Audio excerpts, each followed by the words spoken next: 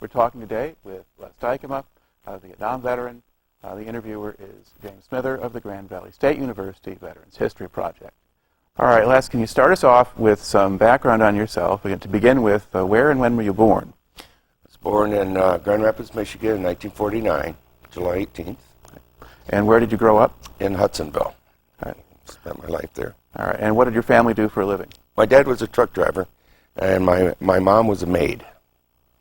And did a little bit of farming. I went through a Christian high school, and then spent a year in junior college because Calvin wouldn't take me. And I'm surprised JC did. After the first year, I had a 1.5. My two friends had a 1.3 and a 1.2, so they weren't coming back. And the Vietnam War was heating up at that time. Now, what year was this? This is '68. Okay, it's pretty hot by then. Yeah, it was heating up really, really well. And we figured we'd all go in together because they were going to get drafted anyway. I didn't want to go by myself, so we went into the military police corps. All right. Now, when did you actually go sign up? We signed up on the 6-month delay program. Okay, which means that we would after 6 months we could do what we wanted to, and then we had to go in. That was November 15th of 1968, where we had to report. Had a report. Okay. And then to Fort Knox, and then on to Fort Gordon. All right. Talk a little bit about the experience at Fort Knox. I guess first of all, you had to go for a physical at some point, right? Yeah, that was in already? Detroit. Okay. That was in Detroit. And when we got to Fort Knox, I volunteered for 3 years. I was not drafted. Mm-hmm. And I knew I had made a huge mistake. I hated it. I absolutely hated it.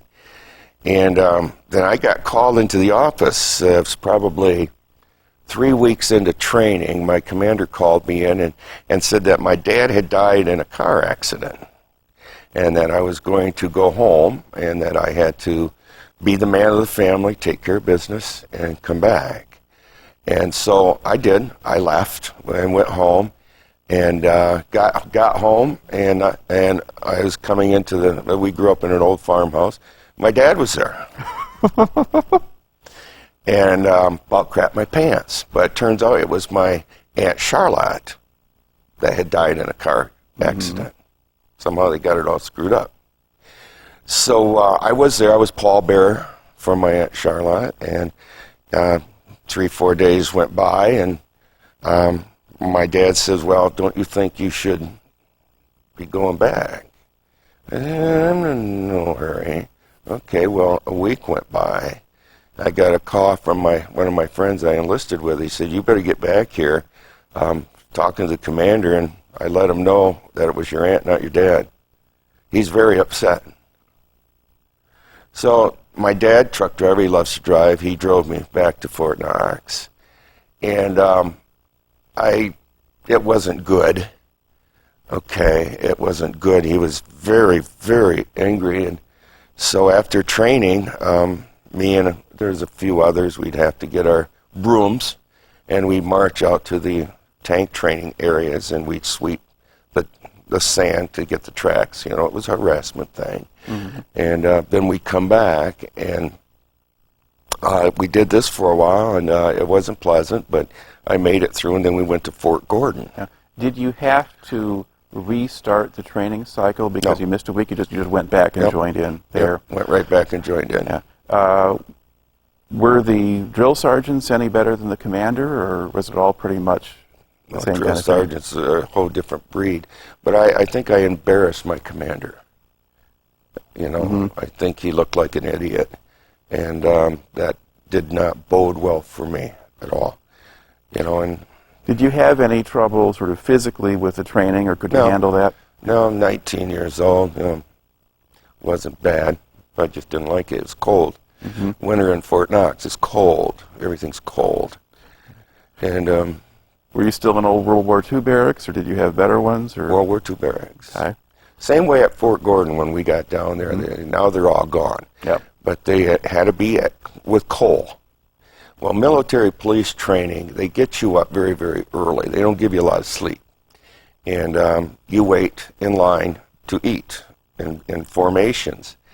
And it's constantly at parade rest, straight, 2 steps forward, parade rest. And it can take take an hour and a half before you can get in and get any chow, and then you have minutes to eat it, and you're back in formation. Well, it's dark at 4:30 in the morning, and me and a friend, being that they were World War II barracks, there was an opening underneath the buildings like this, and then it went where the steps would come in.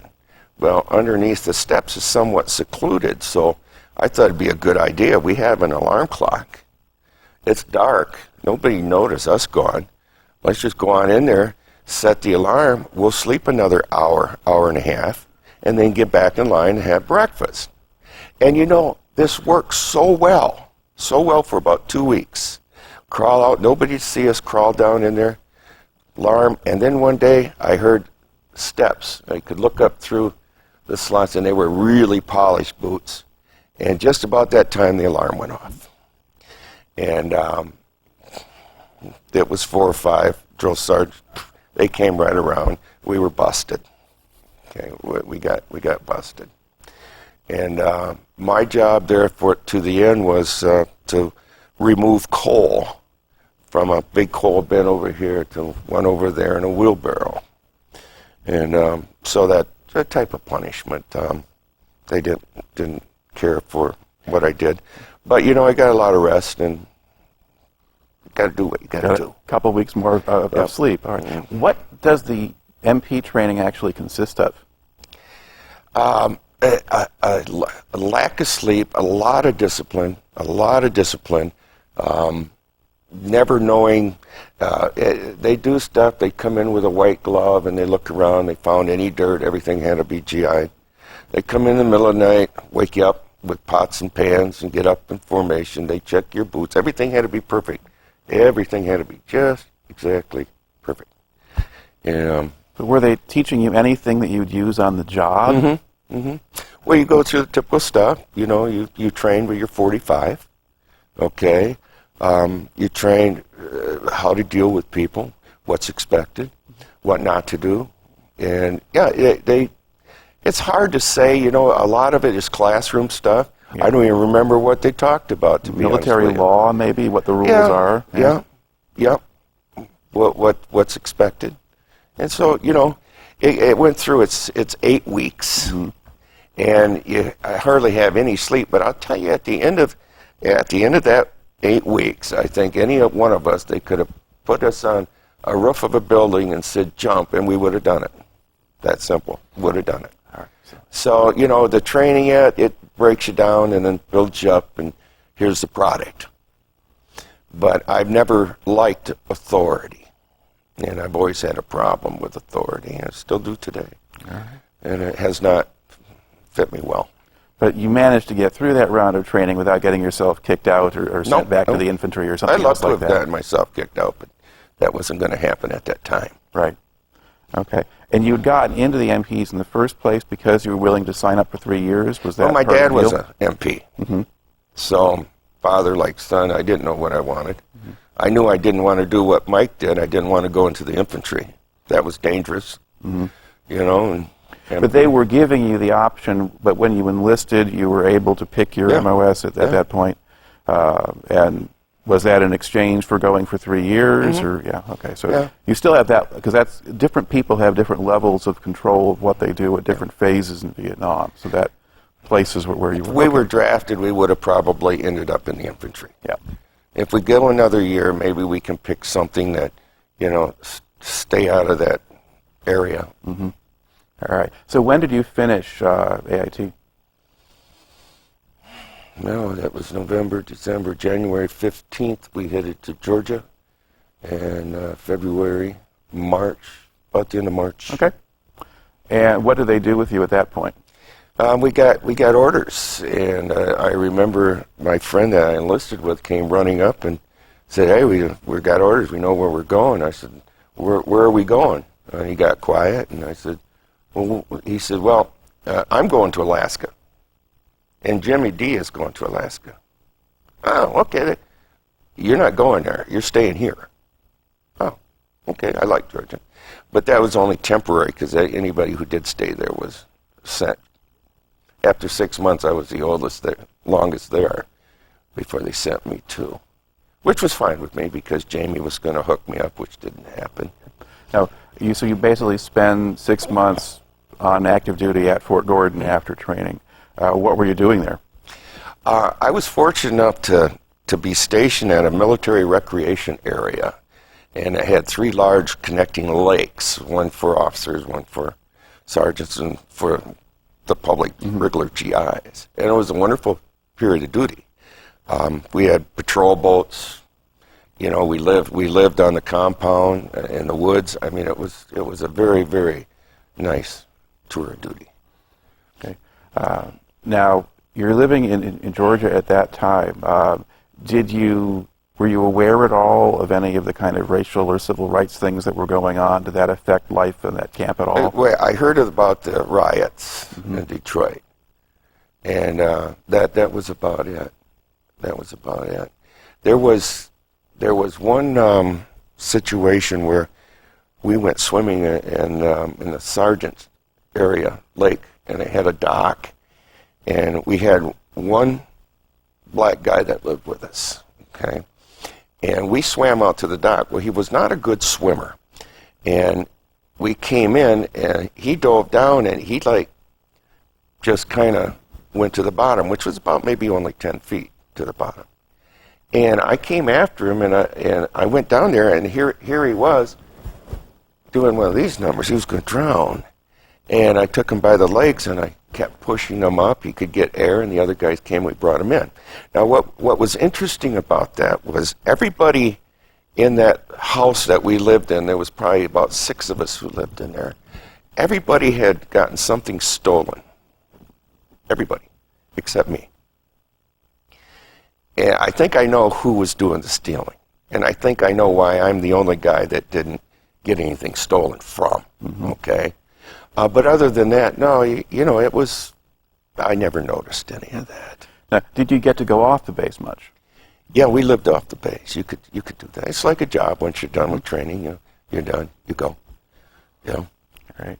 Now, while you're there, then, are other people getting called and sent off to Vietnam or other places? And new guys are always coming in.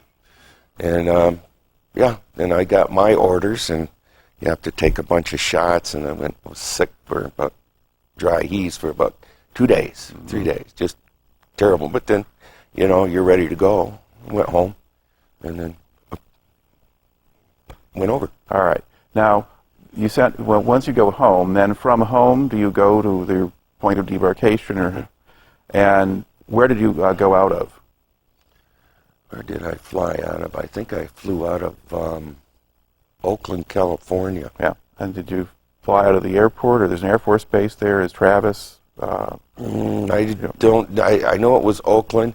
We left there and stopped and refueled in, I believe it was Anchorage, and then went across, and I think we stopped at Wake Island and refueled, and then went on. I've been over twice, so one time we stopped in Japan to refuel. Probably the normal route would have been Anchorage and then Japan, because Wake would have been kind of out of your way. Yeah, if you go via Hawaii, you might stop in Wake. Maybe it was Japan. There's an island, the second time. There's an island there somewhere where we stopped. Yeah. A real small little dinky place, one building on it. Yeah. Wake and Midway are like that, and they're both really small. Yeah, really small, and they had a thing to the Marines there. And yeah, it's probably Wake. It could have been Wake. Because they defended Wake at the beginning of World War II. Yeah. I'd go nuts if I was stationed there. I mean, it's beautiful, but we were in the middle of nowhere. Anyway. Okay. Yeah. So when did you actually arrive in Vietnam for the first time? About 3 o'clock. But in terms of date? Terms of date, I got there in October of '69. Okay. So 3 o'clock in the morning. Yep, you seen the Vietnam coast, and everybody in the aircraft, we're all 18, 19, 20-year-olds, we're all curious. Everybody's peering out trying to see what it's going to be a new experience. Some of you guys aren't coming back, so everybody's pretty curious, pretty quiet. And it looked like a normal coast, all lit up and stuff, and we got down, and 3 o'clock we were all assigned. All right. Now, where did you land? Landed, I believe, at Tonsanute Air Base. So So Saigon. Yeah. Yes, right outside Saigon. All right. You land at 3 o'clock in the morning. Now, what was supposed to happen? What was your plan at that point I in just terms of your assignment? I just assumed that Jamie would have my name set aside, that, I would be called and he'd be there and, take me aside and assign me some cush job somewhere. So who was Jamie? Jamie Cronenmeyer was a friend before I went into service. We did a lot of hunting together. And great guy. But it didn't work out that way, where he was sleeping when I got there. So what was his job there? He assigned all new-coming military police to their units throughout the country, right out of Saigon. And whoever needed what, he just assigned you. Mm-hmm. So he was going to assign me next to Saigon, and that would have worked out well, but it didn't. So what happens instead? There was somebody else that worked that night shift, and assigned me to the first cav. All right. Okay, and that was, they assigned me to a place called Phuc Vinh. All right. Now, did you stay at Tan Son Nhut for a while, or how did you stay around that area, or did you go straight out to the... It didn't stay very long. You got just something to eat, and then you got into different lines. They put you in different lines and took you from there, and a bus comes and picks you up and, gets you to your new units. Okay, and then how did you get out to Phuc Vinh then? Was that on a helicopter or a truck? No, it was just a bus type. Okay. Bus dropped us off. And then, of course, the new commander comes out, introduces himself, and your sergeant will take you and show you here's your cot, here's your spot. Here's chows, you have to be up at this time, and we'll give you your duties sometime today or tomorrow, and they show you what you're going to do. Now, did they give you any, the combat, guys coming in for infantry, artillery, things like that, joining the 1st Cav at this time, they went through what they called the First Team Academy, a kind of a week-long Welcome to Vietnam course. Did you get something like that? Or a little bit, but I think that's mainly for infantry, because they're the guys that are going to be humping out there. Yeah. And but I don't remember much of it other than, you got a welcome to Vietnam, and they just go over stuff that you need to know. All right. Yeah. I know, what were your first duties then once you're there? They assigned me to a gate. I had to check all trucks coming in and out of that area, and did a pretty good job, but I did notice this moped would come in and this interpreter and leave, and he'd go by me and he'd just wave, and this went on for about 4 or 5 days, and I stopped him, wondered what was in the bags, and it turned out to be military food cans. He was probably selling in the village, making money, and I stopped him, and he said, maybe I was taking somebody else's, you get a little bit too, so there was a red or a black market thing going on, and I refused because I was trying to be a good soldier, and I'm glad I had my 16 because he started put his hand on his 45, and I brought my 16 up and radioed, and they brought some more MPs, and they confiscated it and they took him away, and I thought, wow, I did a good thing. But then the commander brought me in, and instead of saying, hey, you did a good thing, he says, I want to ask you something. He said, do you know how hard it is to get good Vietnamese interpreters? So I was taken off the gate at that point. Okay, and that started that downward trend in that military police corps for me. And, one thing led to the other, and I got sick of burning shit. Sick of it. I got sick of getting up in the morning. I got sick of being harassed by this Sergeant Jackson. And I woke up one morning and decided I've had it. And I went outside the area, and it was pretty early, 6 o'clock. And the infantry unit next door was in the field, so they had a picnic table there, and I laid down on that picnic table and went to sleep. And but gets hot. And it wasn't long, a couple hours, 2-3 hours, and it was pretty hot, and I got up and went back into the military police compound and went back to my cot. And here comes this sergeant, and just spitting angry, just irate, enraged, and he start yelling at me, and screaming at me. Now, why was he mad at you? Because I didn't show up for reveille. Okay.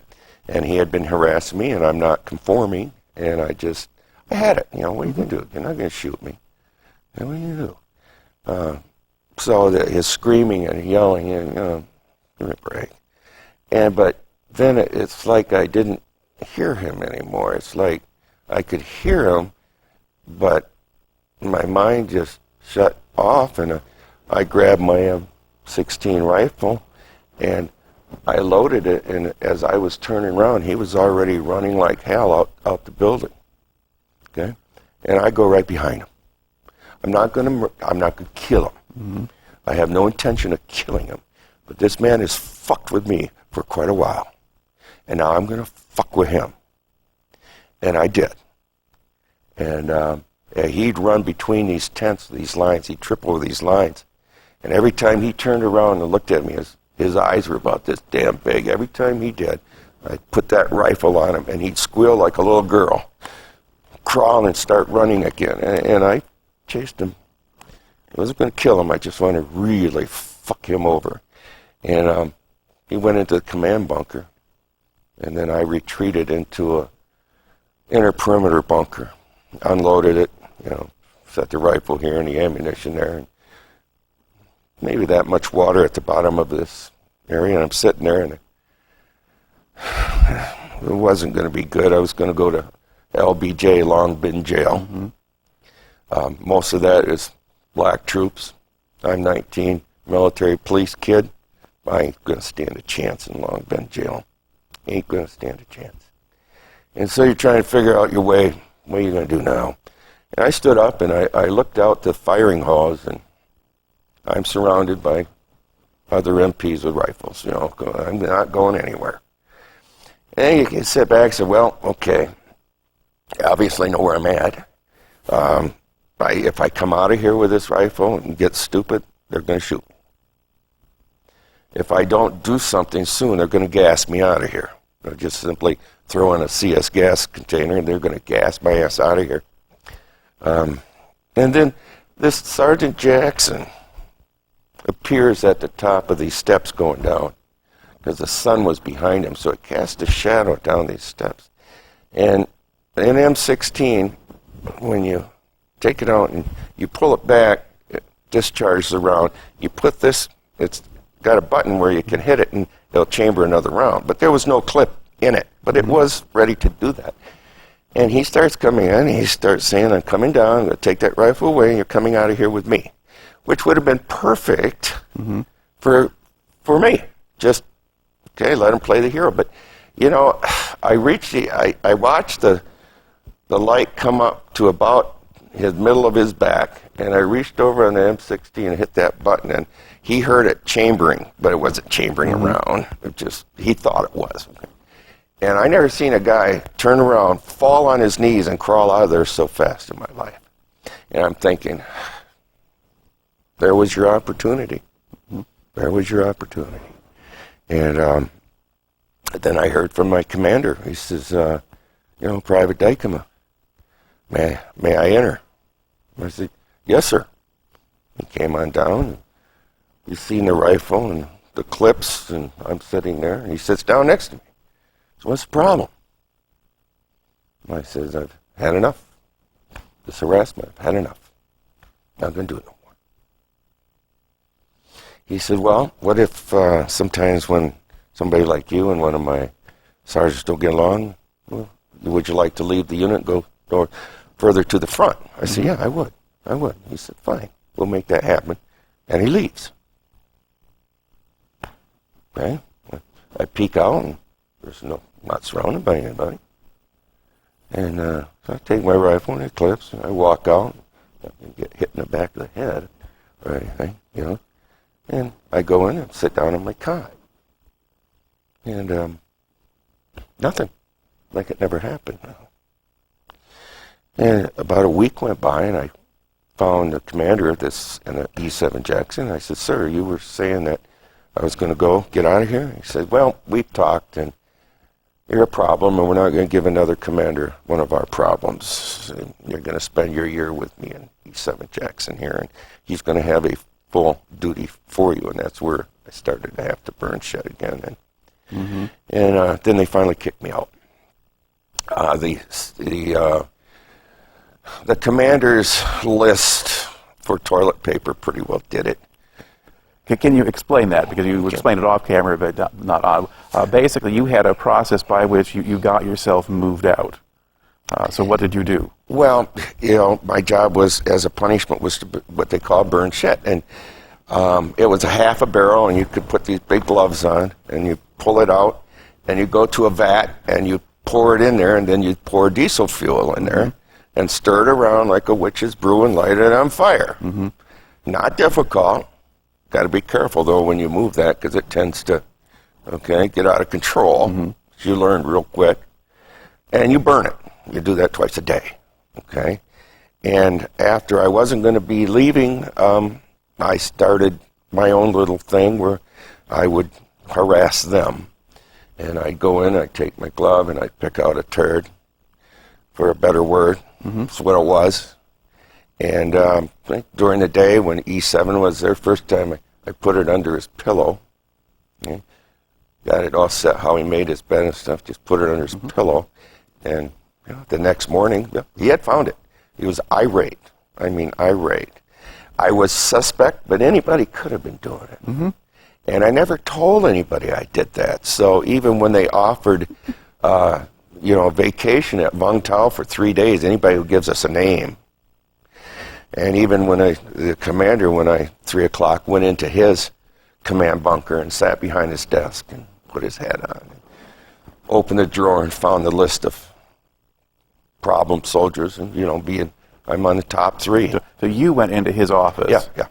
He's sleeping. He's not in that area. He's sleeping, and he never heard. It's 3 o'clock in the morning. Nobody's up. So you went in. You sat on his desk, put his hat on. Put his hat on, and looked around, and opened his dress drawers and stuff. Looking around. Hey, what are you going to do to me? I'm already burning shit. Okay, what are you going to do to me? And found this list, and then I went into his private John and used it as toilet paper and left it there for him to find. So this was a list of what? There were the top 3. All 3 of us ended up being removed at the same time. One gentleman was on there because he had 2 grenades, one with E7 Jackson's name on it, one with the commander's name on it. They found in his footlocker. So, obviously he was going to be gone. And there was one other one that just start shooting up. No, they didn't hit anybody, just start shooting up between the tents, just taking it. So that the 3 of us, there were 2 incidents. I would have been the 3rd. I think that's what saved me from going to Long Bin jail, because the unit would have been investigated at that time. And we came in one day and said, pack your stuff up, you're out of here. And so I did, and went to headquarters, and there's the other 2 guys on the list with their stuff. And you throw your stuff out, and they go through your shoes looking for drugs or whatever, and stepping all on your clothes, the dirt, and then you put it all back in, and they go through the same thing with the other 2, and they're right on you. They're intimidating. 19, well, they're intimidating. They always are. And dropped me off at a combat engineers unit, and that commander told me I wasn't going to be any problem for him, and showed me my job with the generators, 8 generators, a little milk stool, that's where you sit. One of them stops, fill it up, check the oil, fill it up with fuel, start it. You think you can do that? Yeah, I can do that. Well, you sit on a milk stool between 8 generators all day with a tin roof over you. You go nuts. And I sabotaged 2 of them, put dirt in the gas container, and they died. How long had you put up with it before you did that? Week. Okay, week was enough. Right. I'm not going to have my sanity after that. And I had it. It's time to change the dynamics of the situation, and that would have done it, and it did it. And a couple of sections went black, and they needed those generators. And I'm the obvious suspect, obviously. And so, boom, they took me, and it was 12 hours on, 12 hours off, from 7 to 7. and went in this underground, like a tube, and I had a switchboard and some place to sit, and then I had a door, and it was lit down there, but I thought, hey, this is really cool. And they said, well, we figure while we're sleeping, you'll be awake, and while we're awake, you'll be sleeping. You'll be down here from 7 in the evening till 7 in the morning. Okay, no, this is cool. This is fine for a couple nights. I'm sitting here, and at 3:30, I go in there, and I wake up the cooks. And at 4 o'clock, I wake up the commander. And everybody had a set schedule that I had to wake up. Other than that, you don't get a lot of calls in Vietnam. Okay? It's dead. No books. Oh, my God. After 3 days, boring. You know, after a week, got to change the dynamics again. Okay? And so I figured, well, I'll let the cook sleep in. I'll get the commander up at 3 o'clock. I'll get that first sergeant up at 2:45. I just screwed up their whole schedule, and then waited for the thing to change, which it did. And bang, pulled me in his office with 2 other sergeants, and said, get your shit together. You're going to Song Bay. I said, to do what? He said, you're going to be part of a demolition team. I said, no, I'm not. I don't have an MOS for that. You'll learn on the job. Chopper will be here shortly. And it did. Flew me out to Song Bay and introduced me to my new unit. And I should have just stayed comfortable, burning shit. But and then that's where I started working with them. All right. Now, demolition team, what kind of work were you actually doing with them? We were, I never wanted to be a part of the infantry. We were attached to the infantry. We were attached to tank units for mine sweeping in front of them. We did go into tunnels, but we didn't find the tunnels like they found in the Central Highlands. Right. Most of the tunnels we found were empty. They still made you go in them. And I never worried about, finding anybody there. I was more worried about snakes, because it's cool down there. And even to go in one, I was 165 pounds at that time, 6'2". Everybody says, well, only the short guys do it. But if you're part of a team, they're going to get real sick of saying, oh, I'd go in that tunnel, Jeff, but you're shorter than I am. You go every time. Yep. No, you draw straws. Draw straws. And a short straw goes in. And then you have a dilemma. If I draw right away, it's 1 in chance, 10 chance. I draw the short. Or I can wait, and there's a good chance somebody else is going to draw it before I do. But then as they draw these long straws out, your odds get bigger and bigger until there's 2 straws left. Eeny, meeny, miny, mo. And how we always did it, we took a flashlight and a 45, and it's dark, and we'd hold on to each other's legs like this. And I would always first take the flashlight and do this, because obviously anybody who's in there knows they're not going to get out alive. It's probably quick to shoot. Okay, shoot my hand. I don't care. And in this case, I took my 45 and I slowly moved through where I was going to put my face and chest and see if anything moved on it there. And when nothing moved, no shot, then you slowly lower yourself in. And, you look around and the ceiling's only about this high. You can't stand up. And then you see another dark hole from about here to that wall. And there's some things there. There was bandages and different stuff, but nothing of much value. And then again, you crawl in and you don't get in front of the hole and do this. Okay, you get next door and put your flashlight on again. And see if anybody, shoots. And if not, then you crawl through there. And then you can see there's an opening on the other side. And you crawl out there and nothing's in there. And we blow it up. Take munition, we blow it up. And we collapse it. So these are not big complexes of things, but just little spider holes that might have a little tunnel and a couple of exits. And there was tunnels that other soldiers found that had hospitals and all that stuff. We never, where we were, we never found any of that stuff. Thank God. Right. Okay. And we do a lot of wiring. We do a lot of Bangalore torpedoes. but when they bring in, usually what we would do is they were going to start a new LZ, and they needed an area for choppers to get in. Our unit would rappel down with the C4, and we'd blow an area quickly while the other birds were just circling, waiting to drop their troops in. We did that, and then once we did that, we had to clear an area once we had security, and then we'd put in the wire, okay? We'd set up a perimeter, and we'd do the Bangalore torpedoes. Now, Bangalore torpedo is probably an 8-foot piece of pipe that fits into each other, and we'd wire that with that cord, and it'd blow, okay? And it cleans everything level. Give yourself a field of fire. So is that so that you're sort of clearing out the brush or whatever's around outside the perimeter? Or? Yeah, wherever, and we'd hook a bunch of these in so they'd be long lines, and then 2 feet over again and again and again, and then we'd wire them up. And at that time we used electrical blasting caps, and you're supposed to have a crimpers. A crimpers is a little piece of equipment that you take the electrical blasting cap and you put the deck cord in, and you crimp it down. Well, we didn't have crimpers, so we used our teeth, which, looking back, was really stupid with electrical blasting cap. But nothing happened. We were very, very lucky. And then we had this all wired up one day.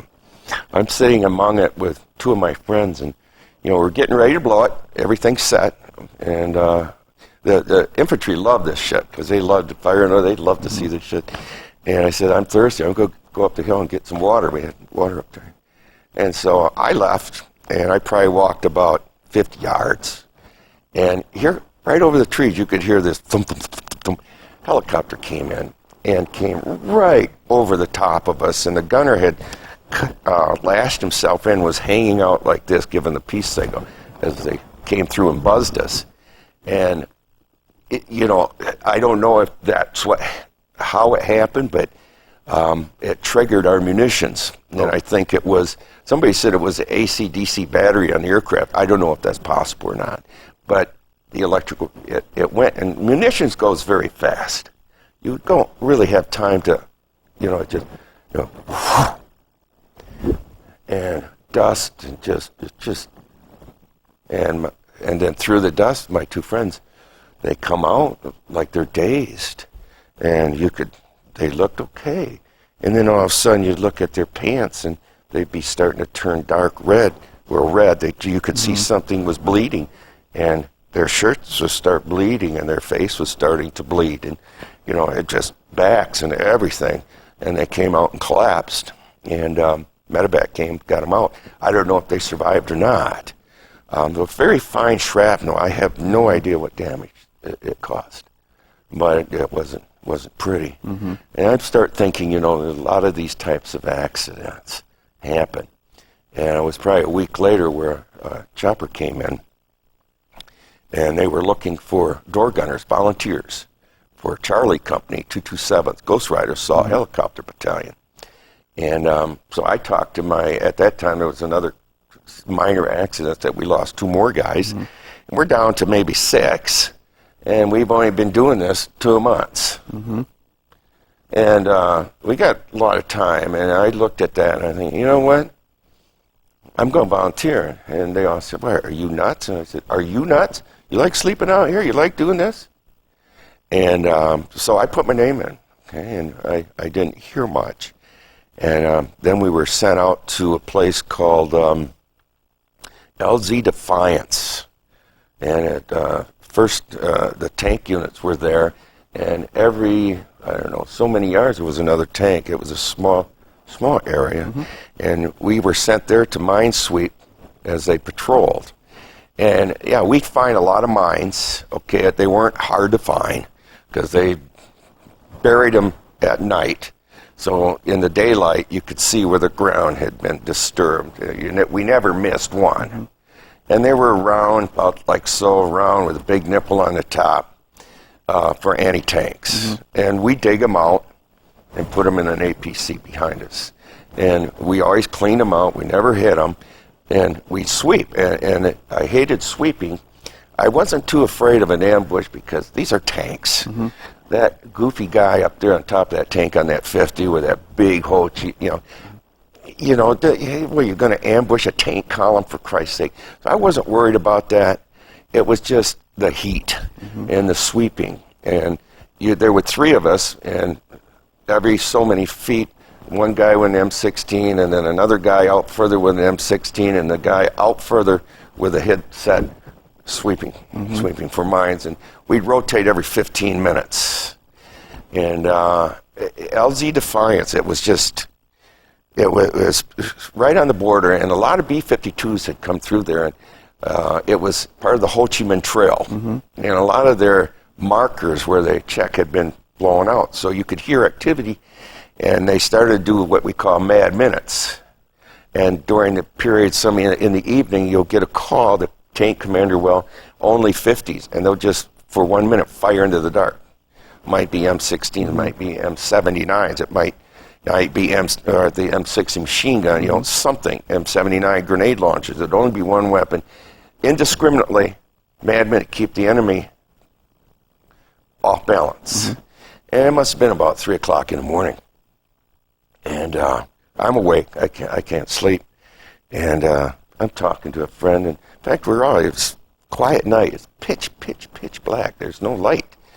And all of a sudden we heard and we looked. And probably 50 yards out, an NVA soldier had hit our trip flares. And it lit here, and it lit here. And it just lit him up. And, it was like slow, it was surreal, because we all seen him, and he was like stunned. He was realizing what had happened. He had bumped into our line, and he was totally lit up. And it was like we all shot about the same time. And it probably happened like this fast, but it did seem like it. And, the man was dead before he hit the ground. And then they go out and everything gets pitch black again. And we'll wait for the sun to come up again, and we'll go out there and see what we got. And he was definitely dead. Didn't have anything on him. We figured he must have got lost. He didn't have a rifle on him. He would just stumble around. Didn't even have a rifle. Just trying to find his unit. And then a chopper came in, two, to pick up our guys and take us back to Song Bay. I was glad to get out of LZ Defiance. Just glad to get out of there. During the day, where the B-52s, it was still smoldering, and it was hot, and you could see the heat waves and the smoke, and it was like a trip to hell. Could you hear or feel the blasts from B-52s when they bombed an area? Oh yeah. Well, if they're far enough away, you could hear that boom, boom, boom, boom, boom, boom, boom, boom, boom, boom, boom, boom, boom, boom. Okay. B-52 was pretty awesome. I wouldn't want to be on the receiving end. Sent us back to Song Bay, and we wondered why we're here. And our major said, well, the water truck goes down about 3 miles in the bend in this river, and they're pumping water out and distilling it so we have water. Okay, and somebody's taking pot shots at them up in that ridge, and they don't want to go unless they get some protection. And so they drew our guys back and said, tomorrow morning, go on up there, get up in that ridge, catch that guy coming in, okay, if you can. Take care of it. No, that was great, better than LZ Defiance. So we ended up there, and it was getting light, and we crossed this little river in the bend and went up in the ridge, and one guy drops off, and another guy drops off, and there was kind of an open meadow area coming up. And I looked, I'm a deer hunter, and I could see something had come up here, probably an animal, but I wasn't sure. And it teed where this huge tree had been struck by lightning years ago, in a big old hollow area inside, and all the big leaves had grown over it. And I took my barrel and I looked in there. So I crawled in there, figuring I had the best spot. And I was all geeked, man. I was just really geeked. I figured I had the right spot. I'm going to watch him come up. He'll never going to see me. I'll wait until he's 10 feet away. I'll put 2 rounds in his chest, and I'm claiming that rifle. I was all geeked. This is going to work out really well. I got the best spot. And then, 9 o'clock came, nothing. 10 o'clock came, it's starting to get hot. 11 o'clock, the bugs are on me from inside this tree, kicking them off me all the time. I'm listening, birds are chirping, like, no, nobody's out there. He's on to us. He ain't coming up. He's not that stupid price, some doofus from that village down there.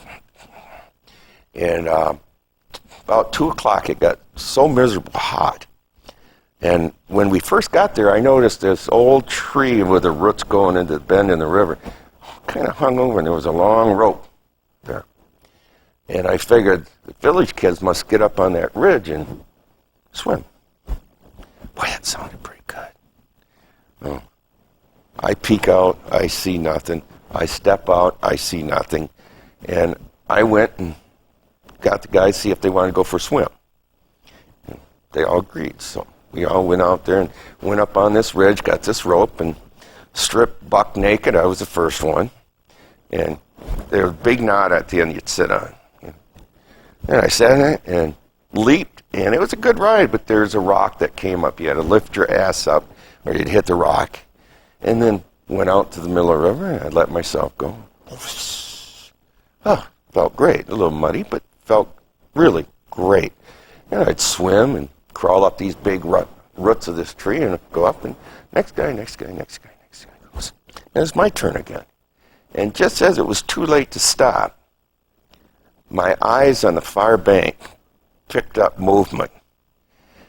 My brain wasn't seeing a figure of a man, but there was movement there, but it wasn't picking up what it was. But I see movement, but it was too late, and I'm going down, and I'm looking at that far bank, and I lift my ass up so I didn't hit the rock. And as I went out and just got ready to let go, I seen it. It was like a huge body of a large anaconda, and a big old black point went into the water. Well, pretty soon I'm like this. And the water was about this far below my feet. And they're up there. They're saying, "What's the matter? What's the matter?" So there's a snake, a big fucking snake. And they start laughing. He said, "Well, we'll throw a concussion grenade. Don't worry about it." Some had 3-second fuses. Mm-hmm. They're supposed to have 5. And, you make you do the math. You're up there, 1, 2, don't throw nothing. And then they're laughing. They say, "Well, swim for it. We'll cover you." And about that time, I look below my feet, and top of the water starts to move. And I see this big head come up, and its mouth going with the teeth in. I looked into those eyes, those yellow eyes, and there's a difference between terror and fear. I felt terror go up my back. That snake might have a brain like that, but he communicated to me very clearly what the deal was. Very, very clearly. In fact, so clearly I almost lost my grip on the rope. And then the big head went down, and everything in my being says, "Climb."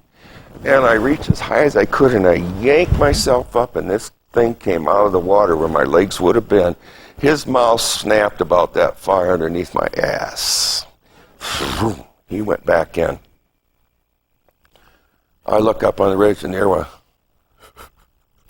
I climbed straight up down there. By the time I got down there, they had their boots and everything on, and we went back up into that ridge until close to dark and came back.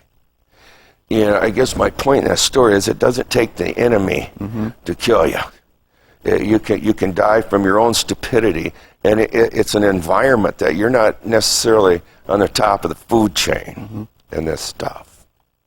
And Song Bay was our little area where we come back, where we operated out of. And I remember Sunday morning we came back, and I was going to build this thing where we could shave. I got some wood and stuff, and it was Sunday morning about 10 o'clock, and I had the Stars and Stripes military magazine, telling us how we're winning the war.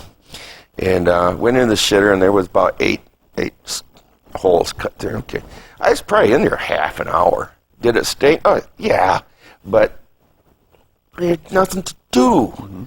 Okay, so I'm reading, and I got done, and so I walk out, and I walk out of the shitter, and I walk maybe 2 steps down, and walk up here about as far as that wall, and I look up, and I see these soldiers just dropping out like they've been hit with nerve gas, just wham, hit the floor, and things seem to slow again.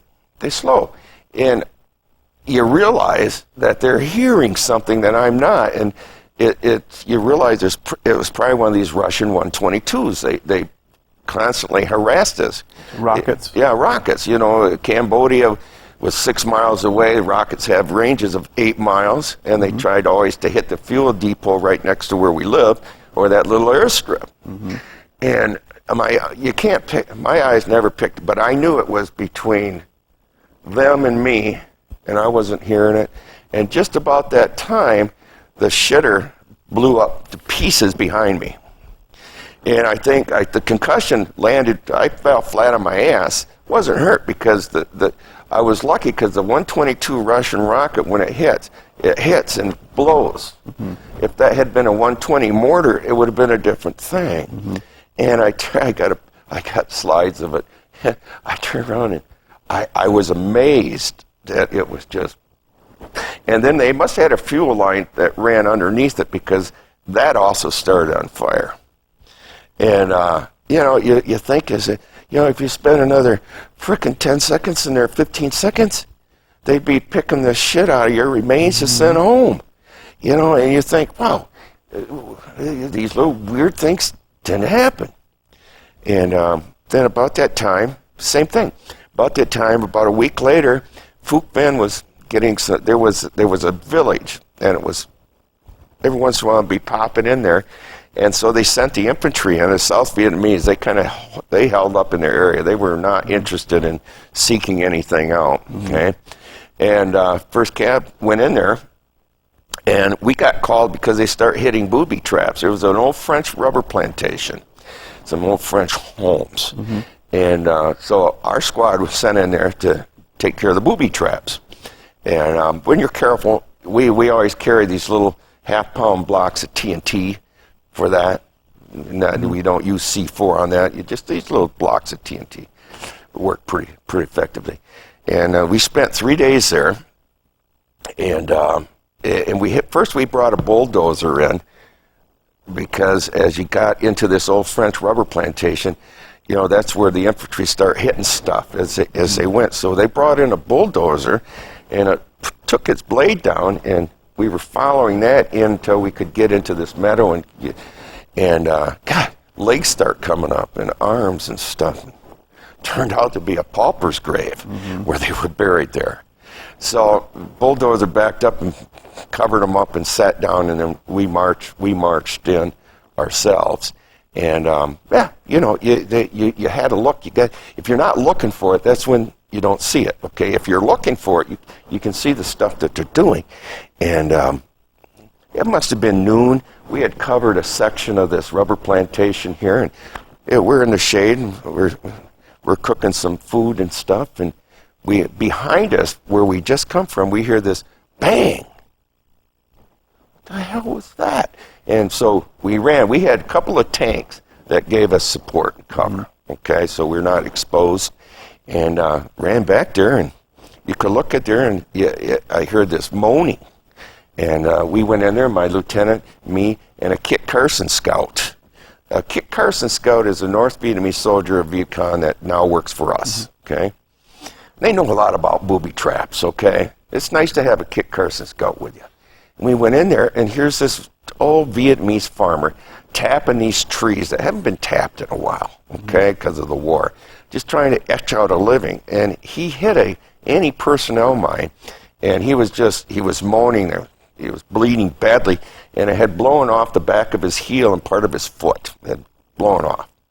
And so the lieutenant said, we got to get him out of here, stamp down this stuff, which stupidest thing he ever said. We're stamping down, and I hear a click, and everybody, the Kit Carson scout, started jabbering, and he took off. Lieutenant, they got the guy out, they took off. And they said, what are you going to do? I don't know. First time I started to cry. I started to cry. I couldn't believe this scenario had happened. And they called for a medevac. And I was waiting for the medevac before I lifted up my leg. Okay, I was going to wait until they had the meds there, right there, because I fully believe if I wasn't going to lose my life, I certainly couldn't lose one or two of both of my legs. And I cried. And then, they were maybe 50 yards away, and the rest of my group, they're just standing there staring. Lieutenant's just standing there staring. Kit Carson scout, they're just staring at me, waiting for me to make a decision on when this is going to happen. And I'm 20. I can't believe this is happening. And then, sure enough, I knew decision time was coming closer, because I could hear the thump, thump, thump, thump, thump, thump, thump, thump, thump, thump, thump, helicopter coming. And as it got closer, I'd look up and I could see it's a medevac. It's a medevac. And it came, and it sat down and just kept, and they're looking at me. And I said, okay, take a big breath. I think I'm going to count down from 10 to 1. Okay? Then I'm going to do this. 10, 9. Your heart is they're sweating. Got to 1 and I couldn't do it. No, come on. No, they're not hassling me at all. They're just waiting. They're waiting because they know I can't do anything. Okay, let's try it again. I tried it again. Got down to 1 and couldn't do it. And, your mouth is dry. Okay, let's do it. Count down from 5. 5, and I leaped to one side, and it didn't go off. And we found it, and it was that I wouldn't have lasted if it had gone off. It was that large. And took a little block of TNT and put it on there, and we blew it, and it left a hole this round, about this deep. And so even there, you think everything's under control, and then it's not. And then we went into Cambodia, where the U.S. invaded Cambodia in the early, I think it was March 1970. Yeah. Okay. And our units, we were ready to go in. I remember that day, got up early, hit this big area, and there was just a ton of helicopters coming. And it was like the more helicopters, and they slowly started to rise with troops, and prior to that too, a lot of new ammunition came in, and all that kind of stuff was starting to get stockpiled. And then we thought we were going into Cambodia, into their sanctuaries, but we weren't sure, but we thought so. But then as you could look behind the aircraft, and you'd see this long line like geese, and they got higher and higher, got about 5,000-6,000 feet in the air, and started to head towards the coast. Well, we're not going to Cambodia, we're heading towards the coast. And then they got above this cloud bank, and then you could look out front. Well, there the lead ship started to turn. We're going to Cambodia in their sanctuaries. And when we got there, we were not the first line in. And when we got there, a chopper took us in, dropped us off on this little hill, and I remember looking, and there was like 8 body bags of U.S. GIs that had been killed. And the bags weren't dark. They were green, but they were kind of see-through. You could tell whether it was a black man or a white man. And being that on the hill, of course, their body fluids were moving to the end of the bag. And as we got off, And I noticed when we got on that there looked like there was blood and stuff on the, okay, but you sit down, let's go, let's do this. And then as we got off, they were piling bodies on, and their radio operator had been killed, and I was a radio operator for a squad. So the infantry grabbed me and took it, and it's got this big old thing hanging above you. It's not a good thing to have that. Okay, antenna. Antenna up there. You know, it's just here I am. Okay, and but you do what you're told. And as we went into this, it's twilight under the jungle, even at middle of the day, it's twilight, and I seen this first NBA body, and he was laying face down, and I wanted his shoes, his Ho Chi Minh shoes. And so I went to the body, and I grabbed his foot, and I was going to take them shoes. And a lieutenant came up and said, "Don't you touch that body. Anything on that body is mine." Okay. And he went again, and I came back, didn't take the shoes, but I flipped him over. And he had been shot in the back, and he had bled a perfect heart on his chest. So I flipped him over, and I took that ammo carrier and put it in my pack. And we moved on. It started getting dark, and my team, we did stay together. I don't have to go on patrol. I don't have to do ambushes. I'm not in the infantry. Okay, I'll be your radio operator, but it's nighttime, pal. I'll do that.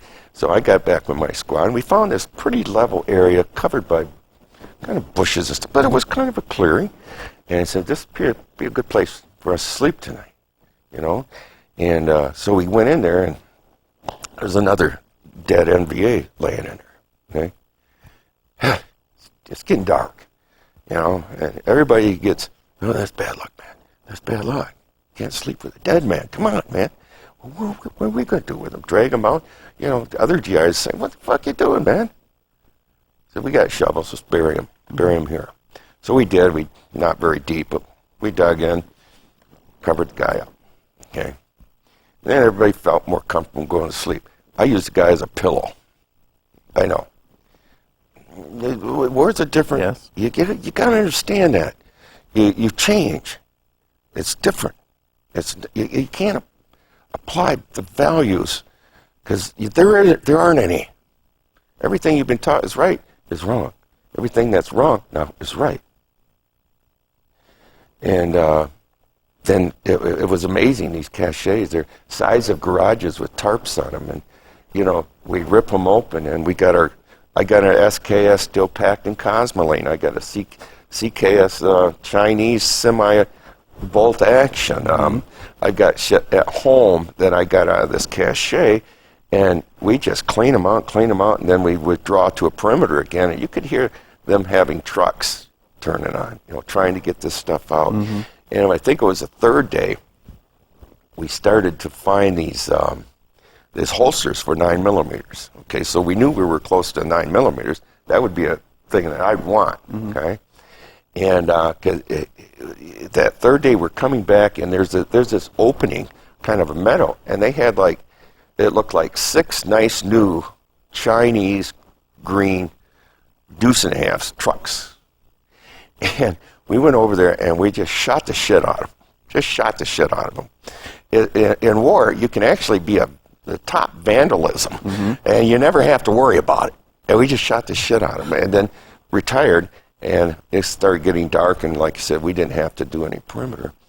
And then they picked us up and they moved us to these 3 roads that came in, and we're going to set up a perimeter there.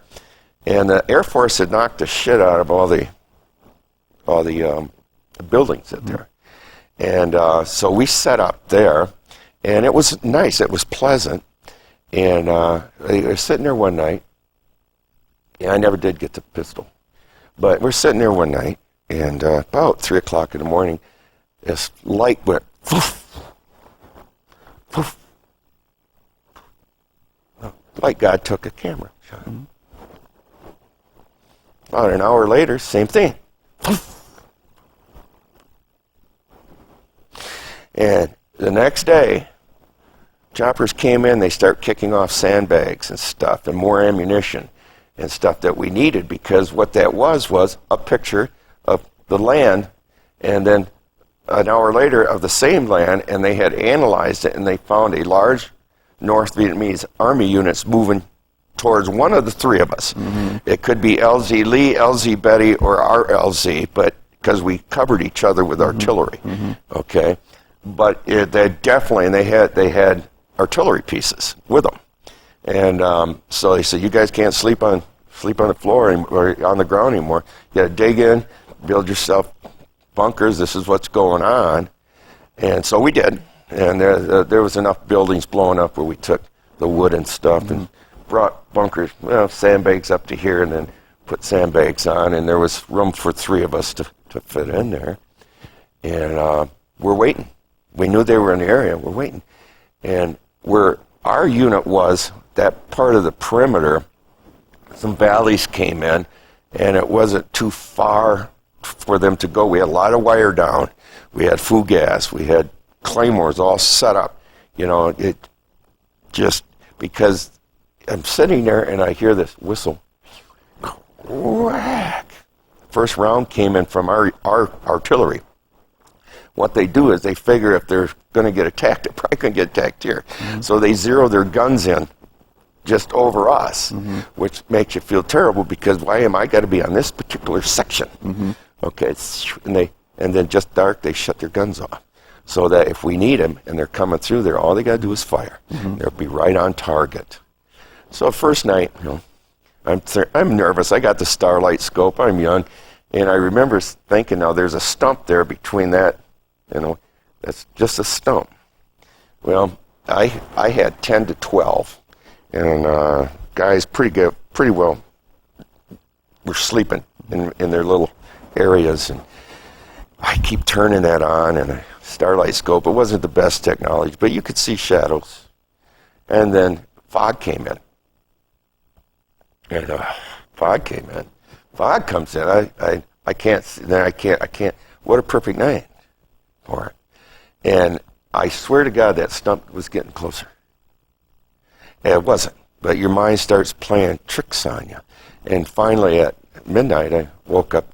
Next guy, he went, and I crawled in on an air mattress, kind of on a hill, and it started to rain. It started to pour. And pretty soon, being on the hill, of course, the back of our little bunker start filling up with water, so your feet's doing this. And there was a Mexican further down. He started cussing in Mexican, and I took my flashlight, and I looked, and the water was coming through, hitting him. And then it hit again, then it hit me. Okay, but once you're wet, you're wet. You go to sleep.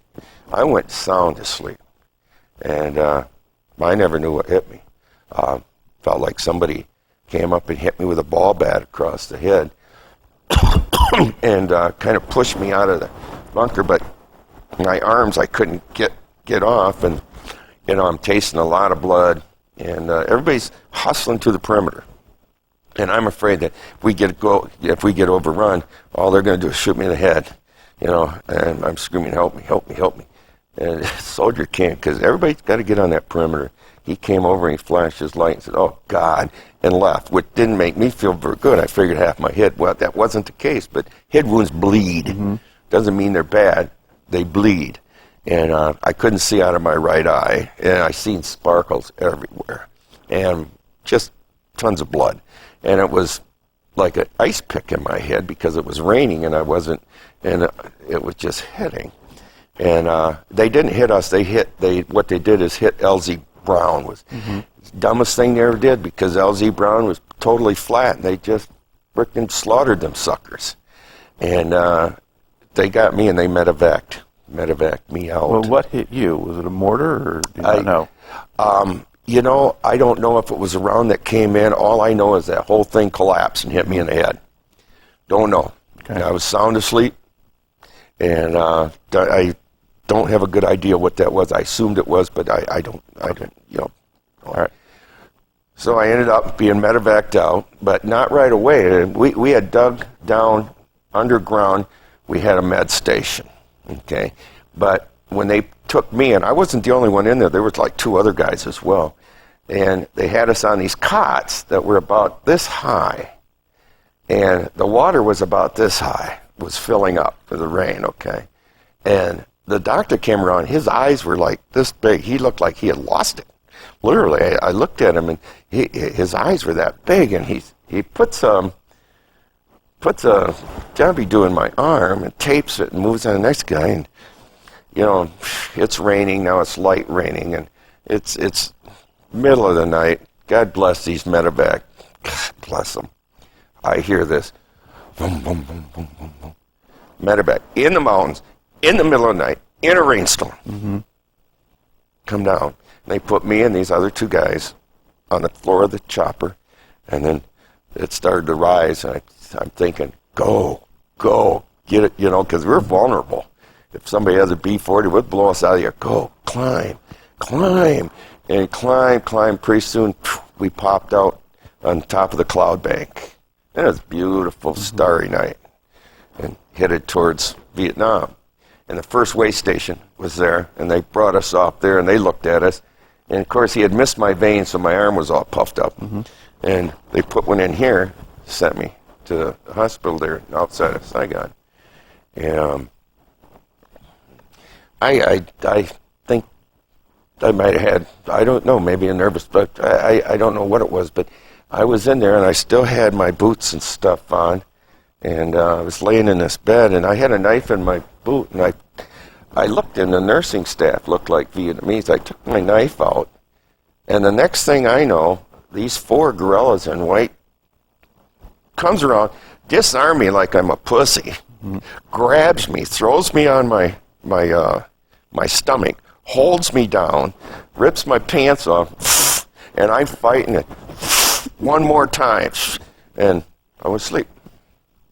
Okay, and I woke up, and I was in this nut ward. Mm-hmm. Okay, and I'm thinking, oh, this is bizarre, and getting ready to be shipped to Japan to the 249th General Hospital. And so went to Japan, and got there, and they gave me a cot.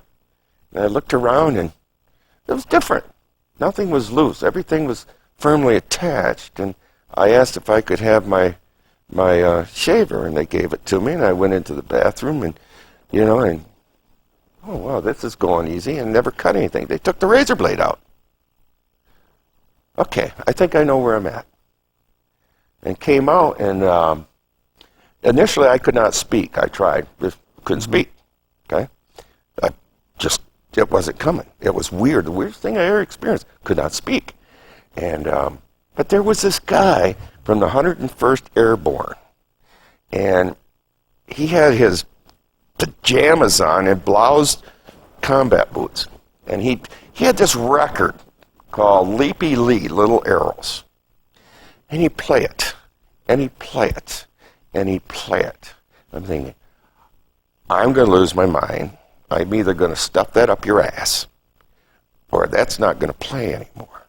And so I took it and I broke it, and dropped it on one, and waited to see what he was going to do. And he didn't come after me. He started chirping and jumping up and down on his cot, jumping up and down on his cot.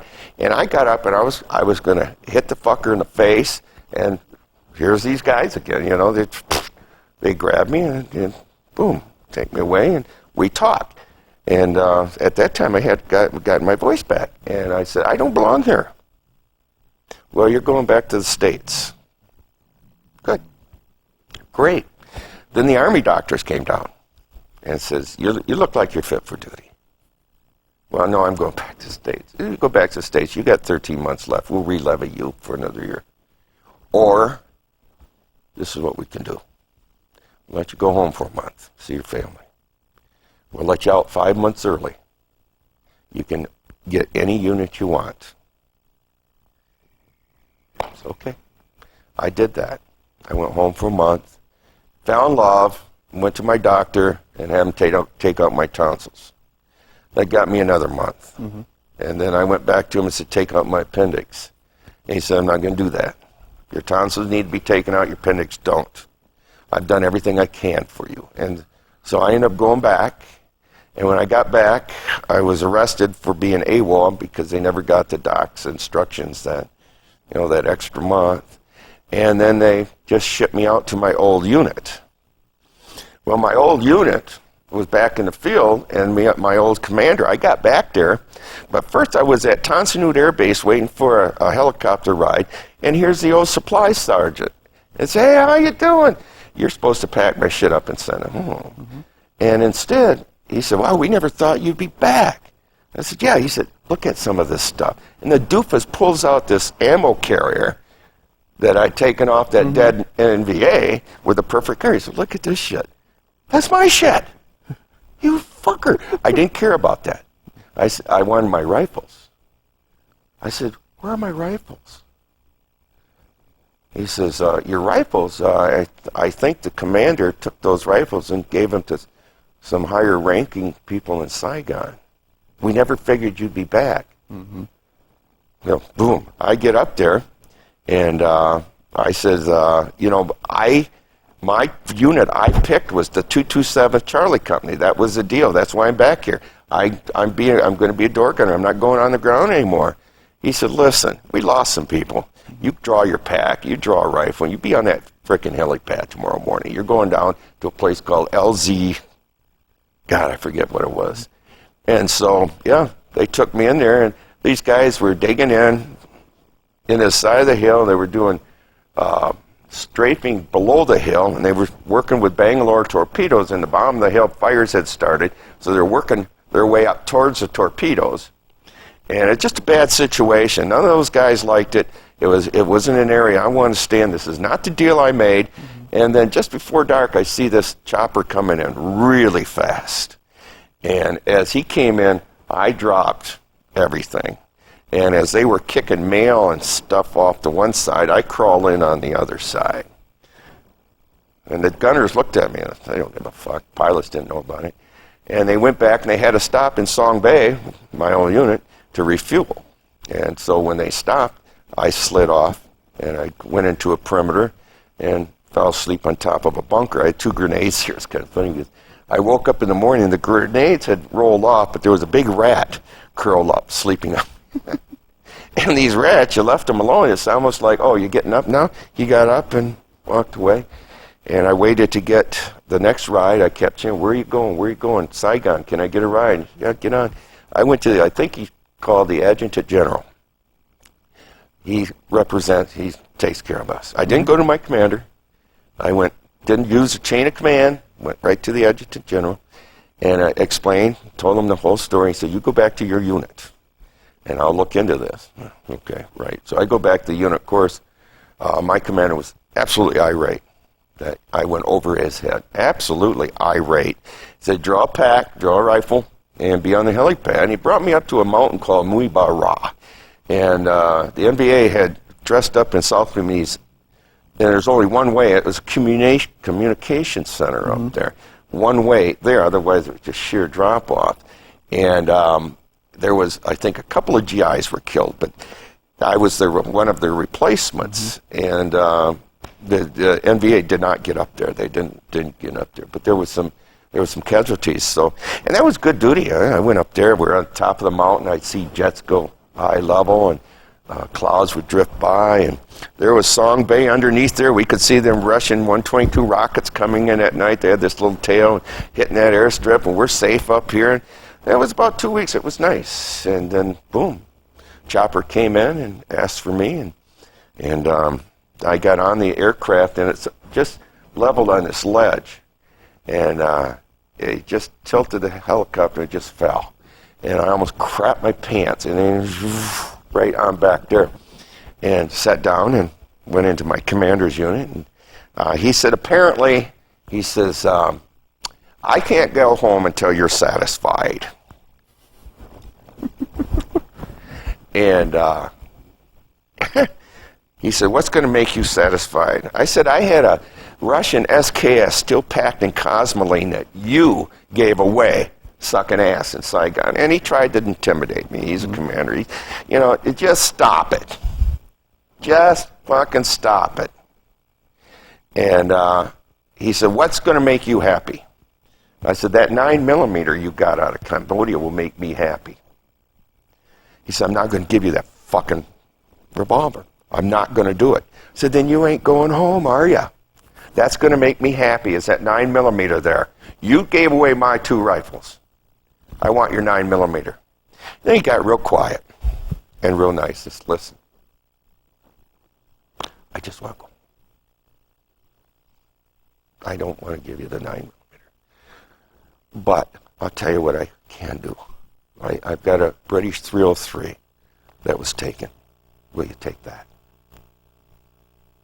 We sat there and stared at each other. And I said, yes. Gave it to me. He said, you're also leaving here. You're going to the 227th Charlie Company, Ghost Riders. Good luck. And I went there. And when I got there, you know, I've been in country a long time, man, and it's like, it's a net, these gunners are like real close. And when I first got there, they looked at me and said, well, do you smoke or drink? What is this, a trick question? Smoke. Flight 1, which were all potheads. Flight 2 was all drinkers. And so I went in there, and they said, listen, we can't, you're going to have to sleep down at the inn on this 4x8 plywood. It's up off the ground, and we'll get you all settled tomorrow, okay? Okay. And so I met these guys. We're talking, getting to know each other. And about 2:30 in the morning, I took my boots off. I never wore socks or underwear, and the boots were real soft. And even in the field, I'd use them as a pillow. So I took my boots off and wrapped one of my T-shirts around them, crawled up on this 4x8 piece of plywood. And I'm sitting there, and I look up, and I see in the rafters, I see rats. Yeah, I see rats. Yeah. And I started going to sleep, and I felt something on my toes. And I took my flashlight, and here are these 3 rats chewing on my toenails. Freaked me out. It just freaked me out. And I hit it, and they screamed and hustled away, and they kept coming all night long. I got my insect repellent, and I'd wait until they got to my toes. I'd spray them in the eyes, and they'd scream, and this went on all night. Well, it was an initiation. This is where they put some marijuana and stuff to keep the rats on that side of the building. The rats were simply coming to their feeding area, is all they were doing. Very funny, guys. Very funny. They said, you're in the first room on the right. Okay, right? So I walk in there. There's a bunk bed. Okay. But it's painted white, and it's got these black fists on it, like this. It has some very nasty things about white people. Honkies. So who's my new roommate? And then I meet him. He comes in. And big guy, bigger than me. He was a big black guy. And he really never said much. He hated me because I was white, and now he had to live with me. And he said, listen, I'm sleeping low. You're sleeping high. That's all I said. Well, fine. And so went up there. But the problem with him is he had this 8-track, Marvin Gaye. I can't stand the song today. Heard it by the grapevine. And with an 8-track back then, you put it in, it just plays and plays and plays and plays and plays. Just plays and plays and plays. Well, then this thing started between us. You know, every time he got up before I did, he'd put it in. I'd get up and pull it out. At night before he'd go to bed, he'd put it in. I'd climb down, pull it out. This went on for about a week. We got to change the dynamic here. I am sick of this. He left one morning. I pulled it out, and I took my boot, and I smashed it on the cement floor. And left. Went out to my aircraft. I'm sitting in the gunner's well. M60, not loaded. I'm sitting in the gunner's well. And I look, and here comes this dude around the building. He has found Marvin Gaye. I am the obvious suspect, and he is pissed off. And he started coming towards me, and as he came towards me, he pulls a knife out of his boot. And I'm thinking, you dumb motherfucker. And I put the round of ammunition in my M60, and I load that sucker. I brought that barrel down on his chest. And every M60, the pressure point to firing is different. You get to know your weapon, okay? Some fire right away, some you got to pull back, and then they fire, okay? Mine, you had to kind of pull back a little bit, how I liked it set. And I started squeezing that trigger, and he got probably from here to that wall away, and it was right there. I would have killed him. He would have killed me. I can't. The guy's too powerful. He'd kill me, and I wasn't going to take the chance. I would have killed him, and it was right there, and I decided I'm going to do this. And he stops. He looks at me, and he knew I would do this. And he takes the knife, he puts it back in his boot, and he looks at it and gives me a smile and says, "You got to sleep sometime." Turns around and walks away. And I'm thinking, you dumb fuck, why don't you just leave his Marvin Gaye thing alone? Why don't you just leave his frickin' Marvin Gaye thing alone? And for the rest of the day, I'm always looking behind me and stuff. Where is this sucker? Am I going to go around the building? "Hey, pal, how you doing?" And but he's right. I got sleep. And he'll cut my throat in the night. What do you do? Wish you'd thought of this before. Well, now what are you going to do? And I went to my commander and just told him what happened. I said, "I'm scared for my life." And what they did was that nobody wanted to live with this guy. This guy intimidated the door gunners, for crying out. He intimidated them all. This was one nasty motherfucker. Okay? And I told him what's going to happen. And boom, they went, took him out, got his stuff, put him on an aircraft. He was gone. And then I got this room all to myself. I was the new gunner with the room all to himself. I did a little redecorating and painting. Okay? And that's how I started to be a door gunner. And as the time went by, I remember one morning, it was a Sunday morning, that the U.S. Army had heard, and I knew this after the fact, that the NVA had put in a large military unit, and where would somebody hide that many men and equipment? The jungle, okay, but this rubber plantation called the Chup rubber plantation, it's a French rubber plantation. You can't see it from the top, and it's clear on the bottom. Perfect place to bivouac, lots of men and hide lots of men. Mm-hmm. And so they figured that, being that we were in the triangle, we patrolled the triangle, and that's where the Ho Chi Minh Trail mouth came in, that the Chup might be the spot. Now, I didn't know this. The pilots didn't say, "Hey, it's a beautiful Sunday morning, let's go see if we can find some trouble." They just didn't tell me what we were going to do. So we lifted off, and sure enough, we went up and headed towards the Cambodian border, which wasn't unusual. But then we start gaining altitude, a lot of altitude. 5,000 feet. We're used to 5,000 feet, 85 knots, which is about 105 miles an hour cruising. That's what we did. You may look like that helicopter stationary, but we're moving. That's why most of the shots go way behind our tail. 5,000 feet is pretty safe. Small arms fire, forget it. Anything bigger, watch out. But we kept going higher. And it got cold. I remember it got so cold.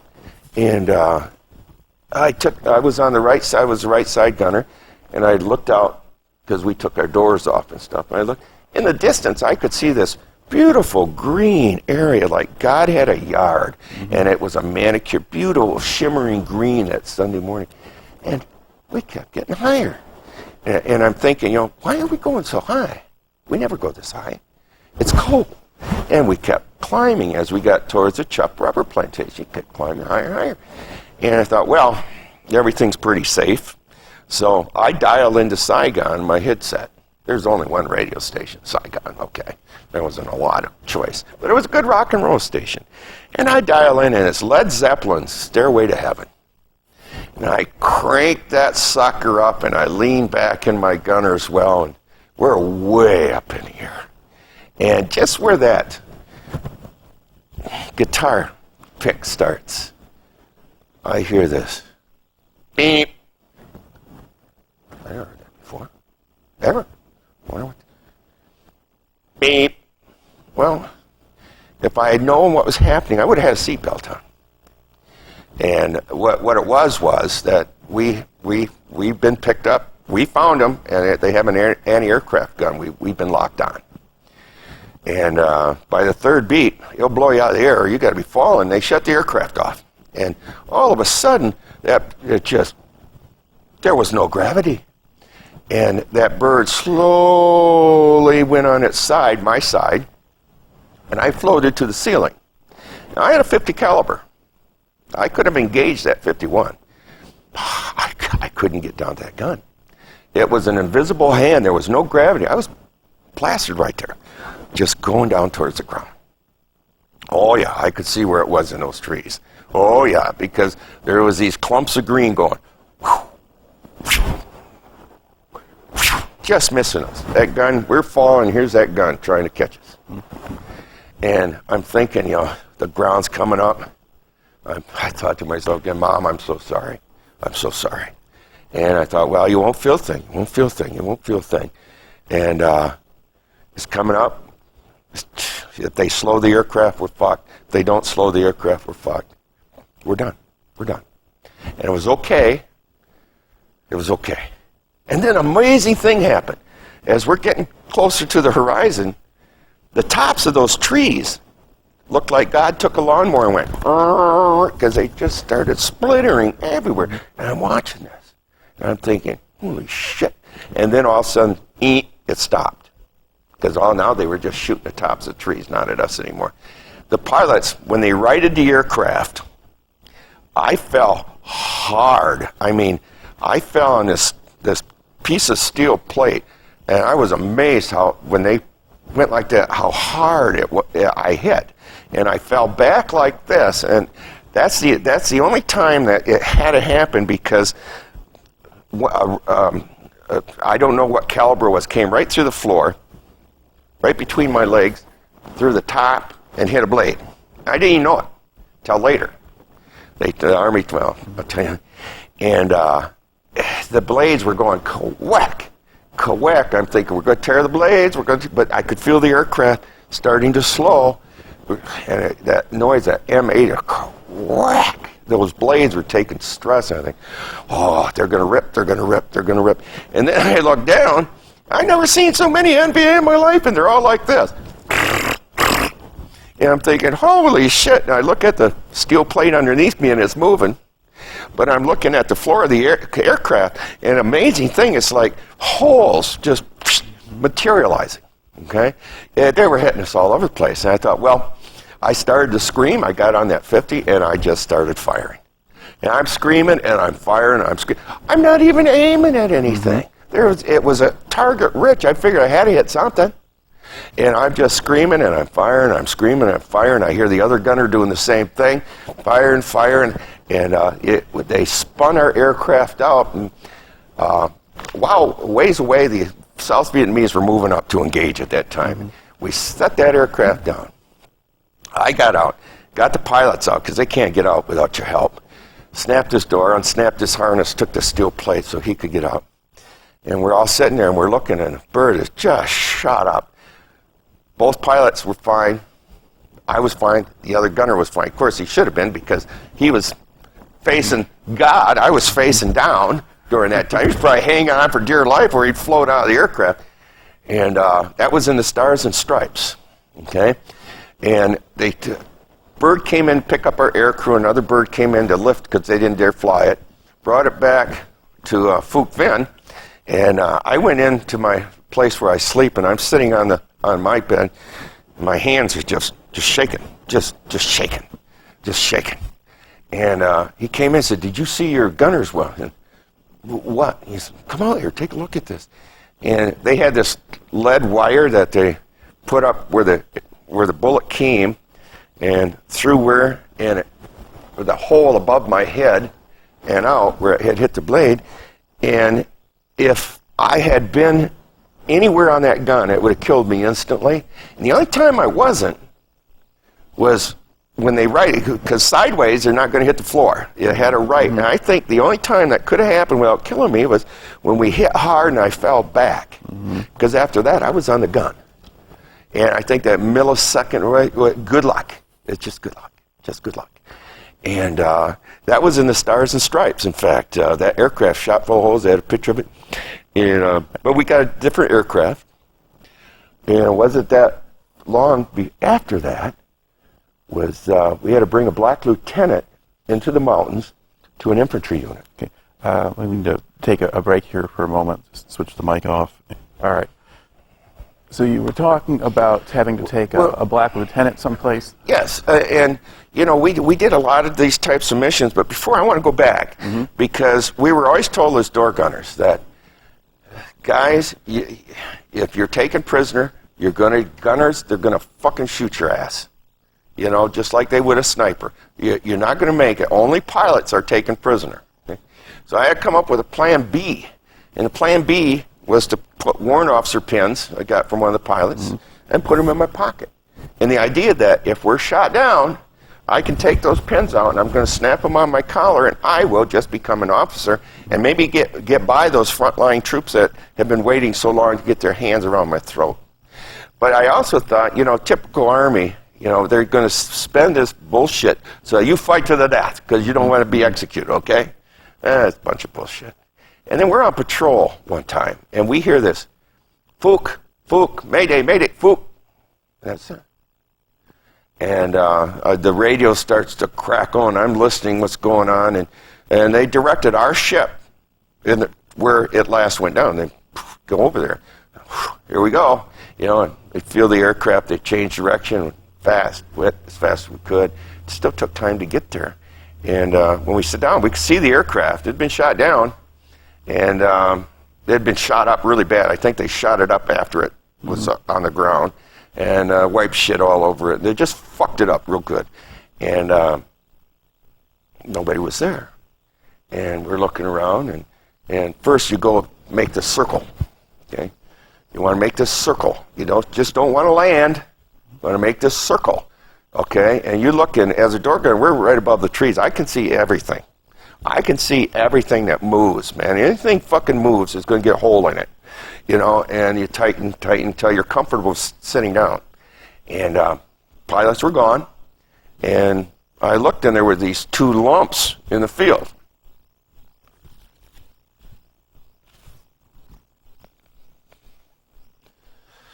So I ran over there, and sure enough, there was these two gunners. And they had their hands not tied, but wired, okay, behind them. And it looks like they were set on their knees, shot in the back of the head. Both of them were face down. So we recovered those bodies, okay, and left. And then after that, I always kept them pins. I did not want to go like that. But then some nightmares started too. I used to have a nightmare. I'm down there, and I'm looking at Ken Hoff, the other gunner. And I see footsteps, and bang. Then I feel those footsteps behind me. I wake up. You know, just stupid shit like that. It's just stupid shit like that. Anyway, we had to take this black lieutenant. And, you know, we have to leave in the morning because the monsoon season is starting. When the monsoon season starts, you'll see a cloud bank in the distance. And then it'll be there. It's gone. The next thing, it's gone. And it's gone. And then it's over you. And it rains like hell. Okay.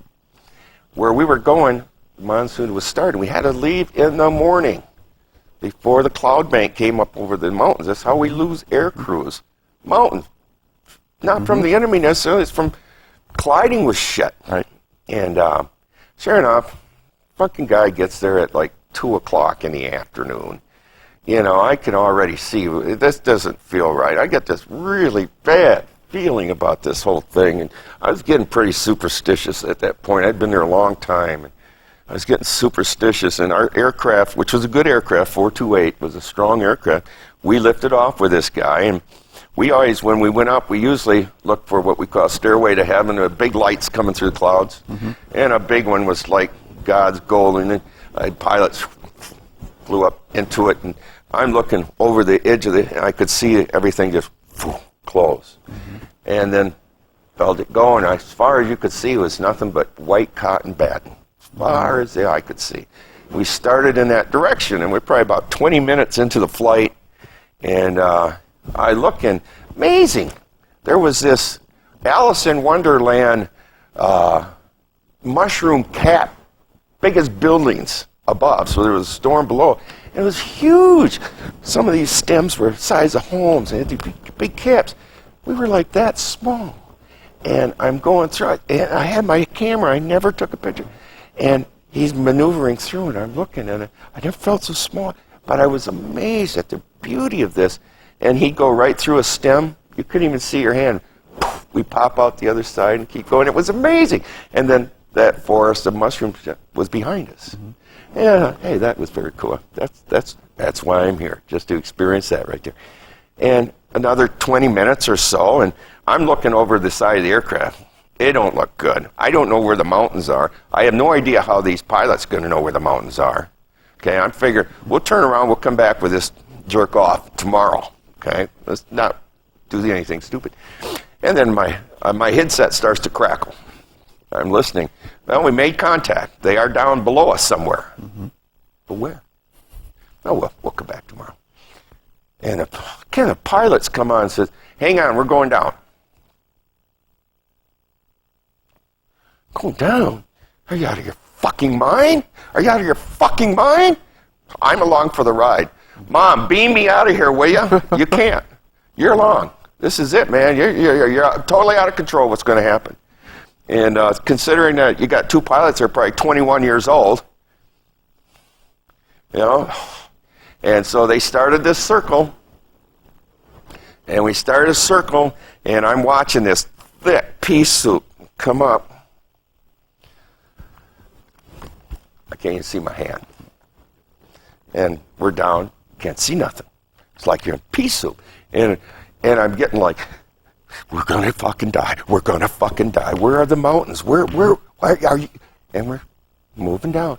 And all of a sudden, what had happened is the mountain was here, and we were coming down, and a wind shear grabbed our blades. And it turned the helicopter, my face down, and just hurled us towards the ground. And no gravity, bang, I went up to the ceiling again. And all I can see is this gray pus hitting me in the face. And I'm thinking, keep your eyes open. Keep your eyes open. It won't hurt. It won't hurt. It'll be quick. It'll be quick. It will be quick. And I'm waiting for my death. Meanwhile, that guy, he's just screaming his head off. He's just screaming and screaming. And I remember thinking to myself, shut up, die like a man, just shut up. You know, and he's screaming, poor guy, you know. And I'm waiting, and I'm waiting, and I'm waiting. And the pilots got back control, and we popped out of that cloud bank, but we were level, and the ground was really close. And boom, we hit it level, and those blades went, boom, boom. I got out, immediately opened the door, unsnapped his harness, moved that steel plate away so he could get out. The other gunner does the same. Mm-hmm. We're sitting in front of the aircraft, all of us. One of the pilots has his hands on the nose of the aircraft saying, Jesus Christ, Jesus Christ. And he just kept saying this over and Jesus Christ, Jesus Christ. So I knew it was close. Mm-hmm. And then I look, and I see this poor black guy, he's full of barfed all over himself, barfed on the other gunner, okay, because the wind blew it. And he gets up, he tries to walk, he can't walk. He's so terrorized, his legs give out, and he falls. And then I see movement in the trees, and my heart starts to race. And I reach in my pocket for those pins. And I rushed back to that, I had a 50, I rushed back to that 50, and it was U.S. troops. And they just blended right out of the jungle. Mm-hmm. They came on, picked up this poor fucker, which I was still having a hard time walking. Mm-hmm. I wish I'd gotten his name and number. I'd love to call him today. I would love to call him today and say, hey, Jerry, don't ever call me again okay? One of those deals. And they came in, and our AC, our aircraft commander, was talking to their lieutenant, I guess, and they said, we got to move. You either come with us now or leave. Pilots got back in the aircraft, and we snapped them in and stuff, and they brought the aircraft up about this high off the ground, and we're just sitting outside on the skids, and the aircraft seemed okay. just floating. Set it back down, and I could hear the command, we're leaving. Hang on. And they did what they call a hammerhead. Okay, a hammerhead, you're not supposed to, it's very hard on the aircraft, but what it is they get that blades really, really moving, and then they take the collective and they pull it up, which immediately grabs air, and you just fly. Right? And hang on, and I could see, I knew that what they were going to do. This is going to be a fun ride, man. I leaned back in my gunner's room, wait for the ride, and sure enough, we shot off that ground. And we just went through this pea soup. I mean, it was a great ride, man. It was a great ride. And we, boom, popped out of the top and went maybe a couple thousand yards up in the air, and then the aircraft started to choke and started to fall. And the pilots they got it, and it got it running again, and it just settled in a little bit, and we went home. And I'd love to have known that, where that black guy, today, I like to call him. And the only other thing, as I was getting close, they moved our units to the coast from the Triangle, and that's when U.S. was moving out. So we took over for another helicopter unit that went north to the DMZ. So we took over their area. And I was getting short at that time. I maybe had 2 more months left, and I was finally going home. My nerves were shot. And at that time, we were doing a lot of heroin, the gunners were. We were doing a lot of heroin. And I remember coming out of this room, and everybody take a pee right there, a little 2-foot side. Everybody take a pee there. And I came out of the room, and it's like I passed out. I went black, face down in this stuff. I don't know how long I was there. It couldn't have been too long. Somebody would follow me. Woke up, took a shower. We had these big container barrels that would heat up. The sun would heat up in the morning and during the day. And I washed up. I'd never blacked out before. Okay, I didn't worry about it too much. 2 months to go, And then one day, we had to go, they took our bird 428 and said, you got to go to a place called the Lot. Go up there. And I don't know why we were going to the Lot. The pilots didn't let us know. We were going to the Lot. It was up in the mountains. And the only way to get there was through what we call the Soup Me Pass. And they said, this is the only way we can get up through here. So stay on your toes, okay? We're leaving. So we left, and we took off. We started to gain some altitude, and I looked in front of the bird, and sure enough, kind of opened up. That must be the pass. And it was. And they went, and we went up. And we were going, and you could look down, and way down there, you could see a little blue ribbon, which was a river. And we came past this sheer mountain. It's like God took a saw and cut this mountain sheer, and it was black. Just beautiful black, so close. And of course, with that, there's a lot of turbulence that comes up next to that. And it seemed like we're from here to that wall away, the blades. And like I could almost, it was so massive, and we were so high, like I could almost touch it. And I'm thinking to myself, the aircraft is moving back and forth, because, I'm thinking, get the fuck away from the side of the mountain, dudes. You don't have to fly this. We got plenty of sky. I remember thinking it to myself.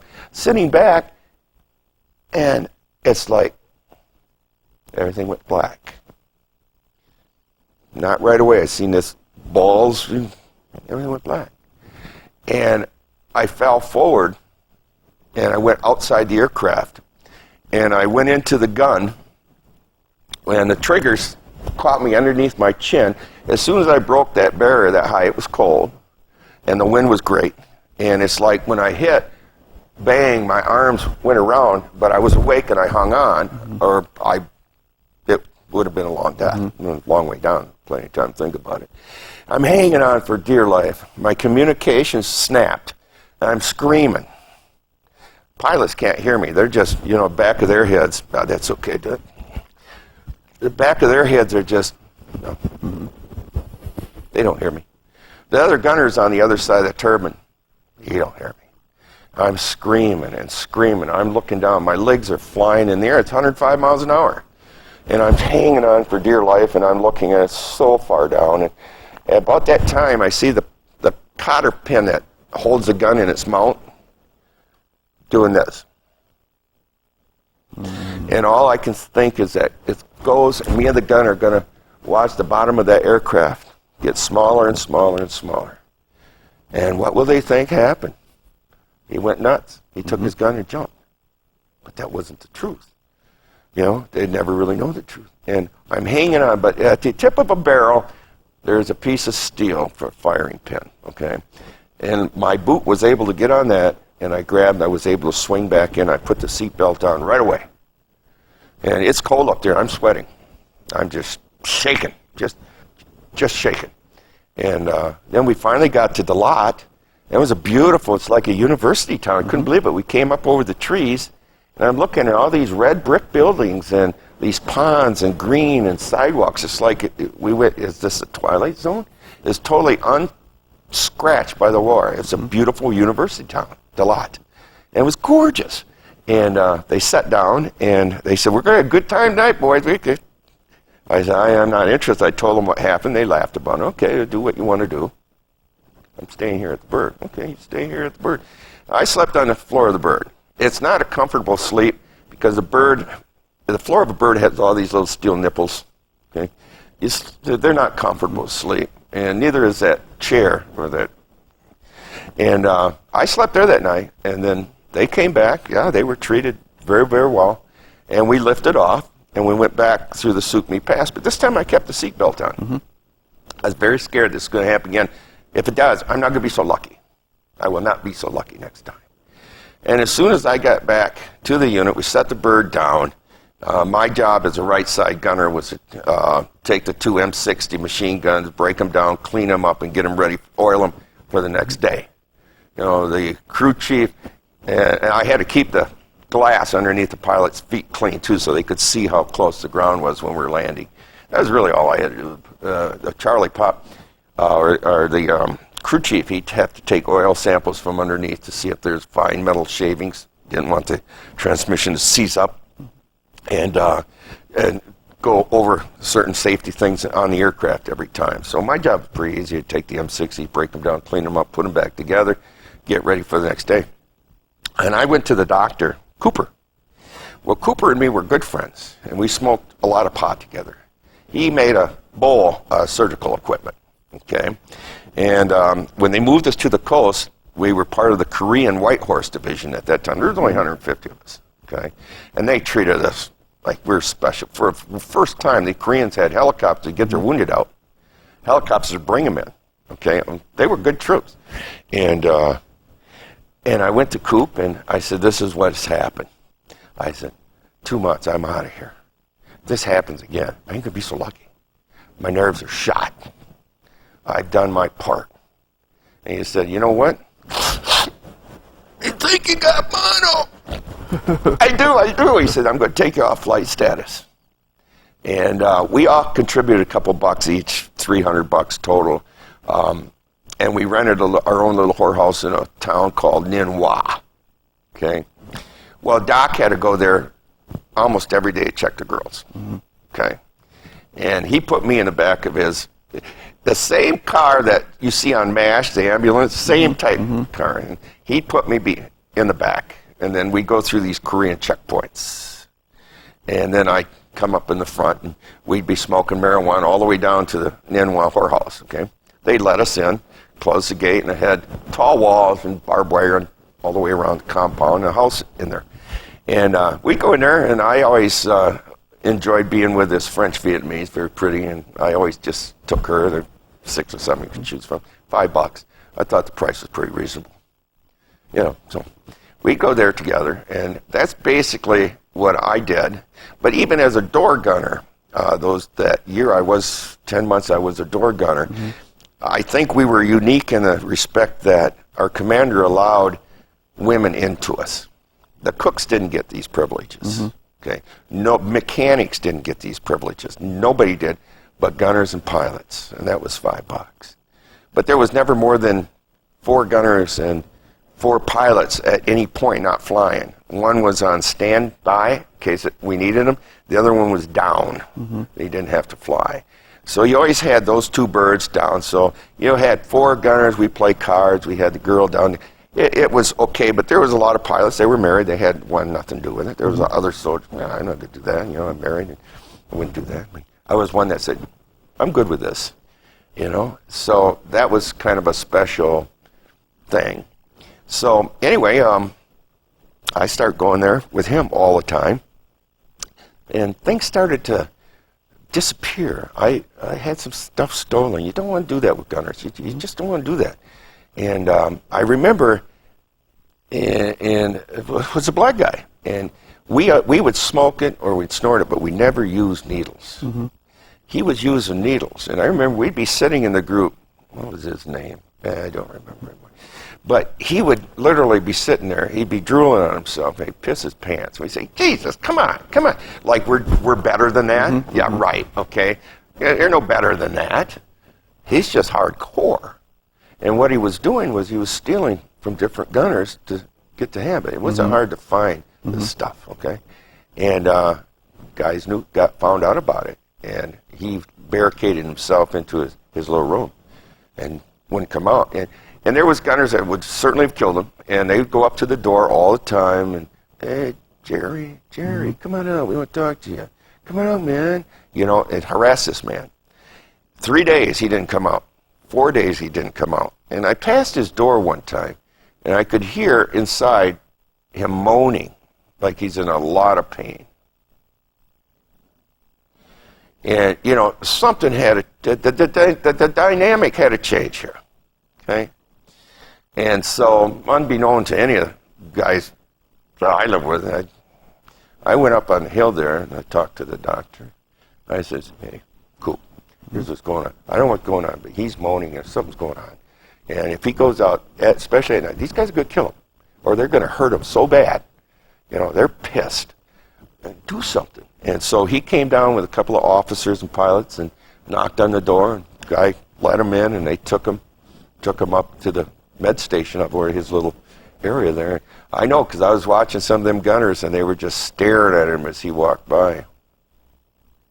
See you a little later, type of stuff. Mm-hmm. And later they wouldn't let him come back down. They took him. They had these houses on the coast for drug addicts. And they took him down there, I assume, to get him cleaned up before he goes home. And Coop talked to me later. He said, yeah, thanks a lot for that, Les. He said, you know what I had to do? I said, no. Well, the man was impacted.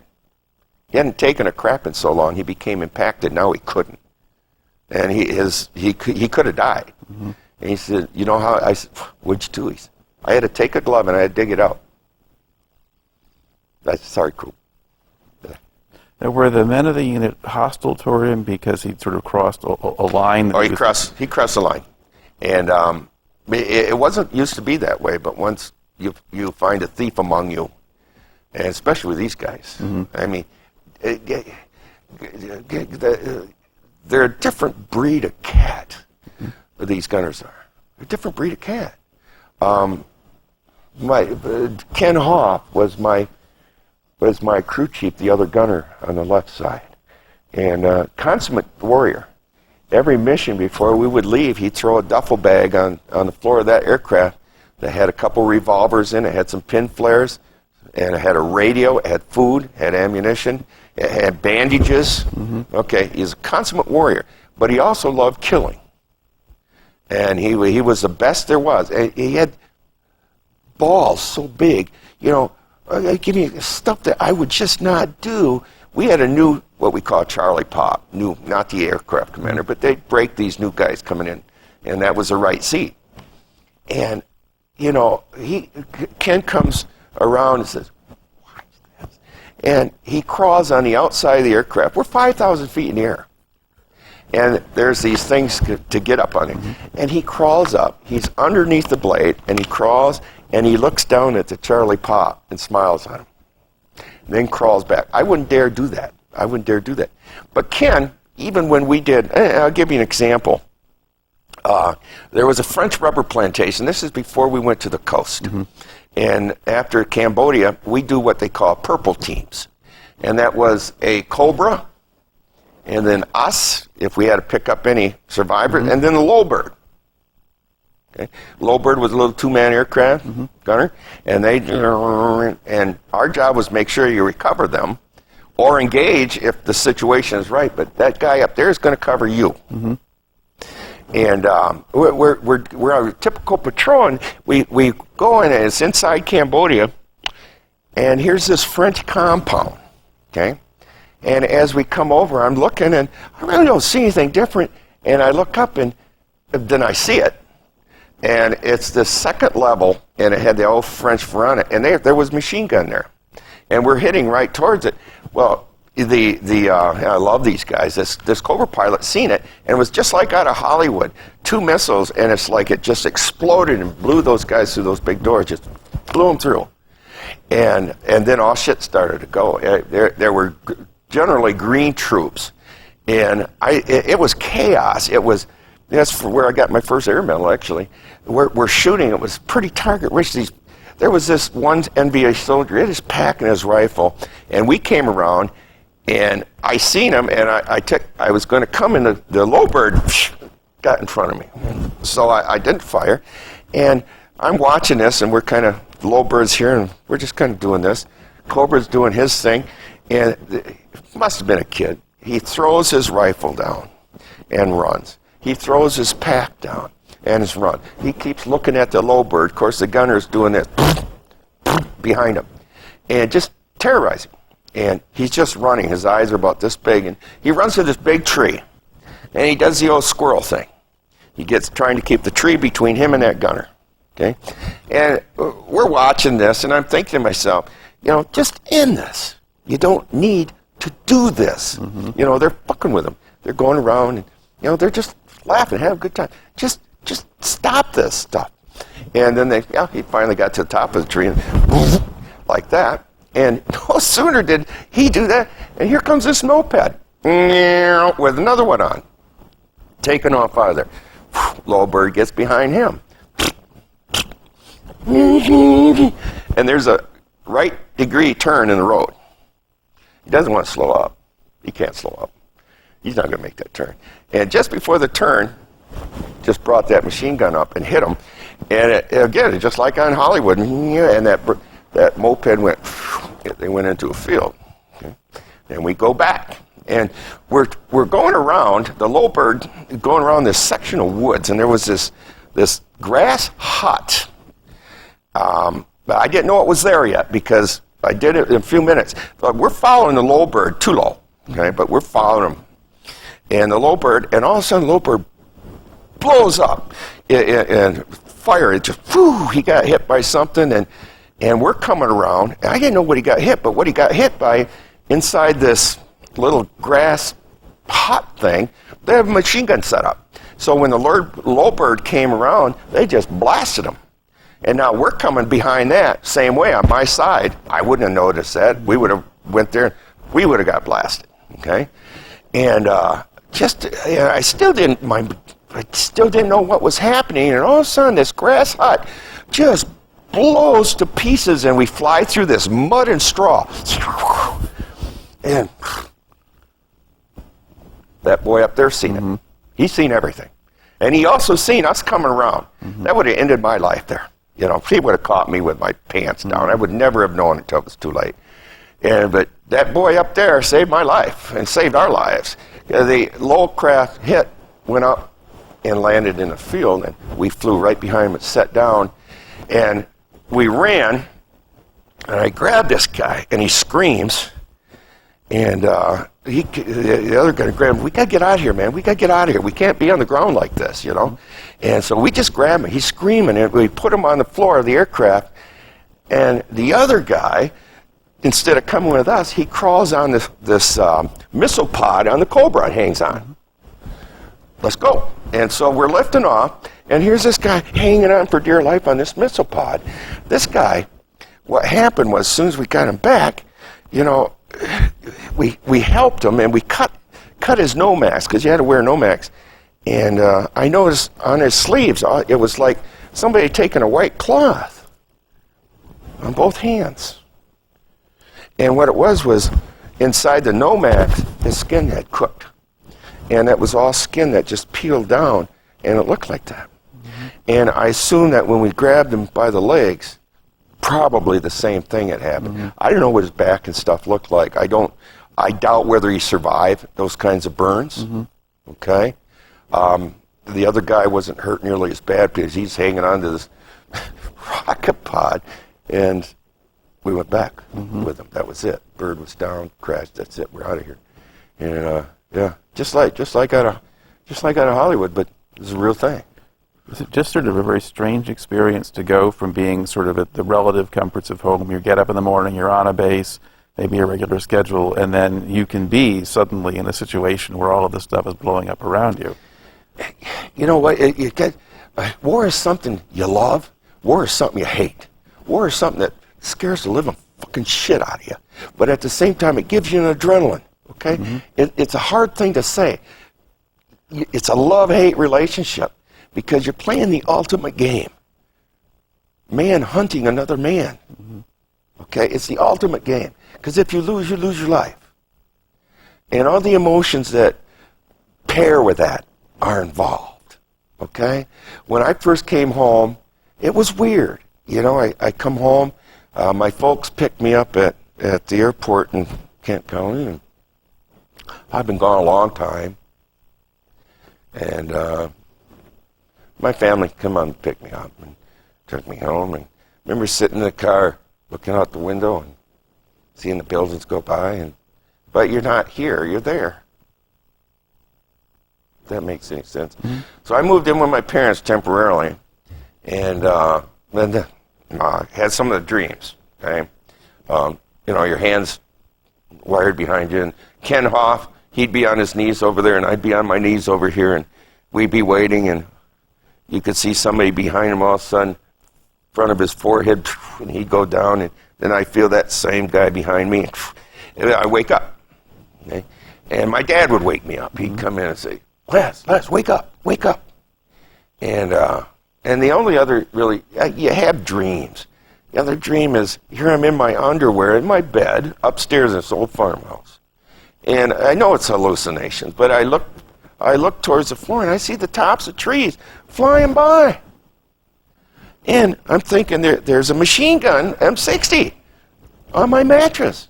And I'm thinking to myself, this is hallucinating. There is no M60 on your frickin' mattress, and those are not trees. That's so real. And I get up on the gun, I just start shooting. And next thing I know, my dad's grabbing me. Les, wake up. So I had to get out of there. So I went and got myself a place. And I haven't been home since. Good parents. And, yeah. That's my story. Okay. I'd like to, if I can, go back and kind of follow up on a few other dimensions of this. When you were serving as a door gunner, what kind of physical facilities did you have? I mean, you had the door gunners slept together, and you divided into sort of the two groups and so forth. What else was on the base? You had your chow area. For instance, my job as a door gunner, I was up at probably 5 o'clock, and I'd go out, bring the guns, okay, go out to the aircraft, snap them on, and wait there for what we call the ammo jeep. The ammo jeep would come along, stop. What do you need? Well, I need so many rounds of this. I want some smokes on this. You tell them what you need. Dang, you got it. And if we need smokes, I get everything set and ready to go. And then I wait, and it start getting light, and the pilots come. And they get in the aircraft, you untie the blade, because you got to tie the blades down. And where you park these aircraft is like two walls, maybe 8 feet high, just straight, open on both ends, and you put the aircraft in there. That you bed it down there, and then tie down with a snap on the blade so the wind can't damage it. Okay. You wait for the pilots. They come on out, and they get in, and we just stand on the skid outside, and they bring it up, check the dial, maybe bring it up, hover about like so, just hover back and forth inside there, and then they set it down, and we go get breakfast. We'll go down to the chow house, and they'll eggs, always, never, it's always dehydrated eggs. Cold toast, greasy bacon, it tasted wonderful. Coffee, Okay, good deal. And then we go back and start up in whatever mission we run. You back that aircraft up, just like a car. And then you go through what you call transition. And that's as it cuts through the wind, there's a shaking as it goes where it has to go. And it call it transition. And I remember I had a little bag of marijuana. It was really light. And it was sick because I'd smoke a lot in the area. The smoke's gone. You know, who cares? It relaxed me. It never interfered. It just relaxed me. You know, I wouldn't get so hyper. And we went through transition. Next thing I know, that little bag of marijuana floats up like this. And then as it went through and dropped between the two pilots.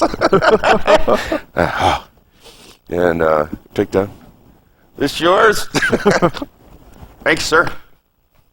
You know, a lot of the pilots smoked. They did things.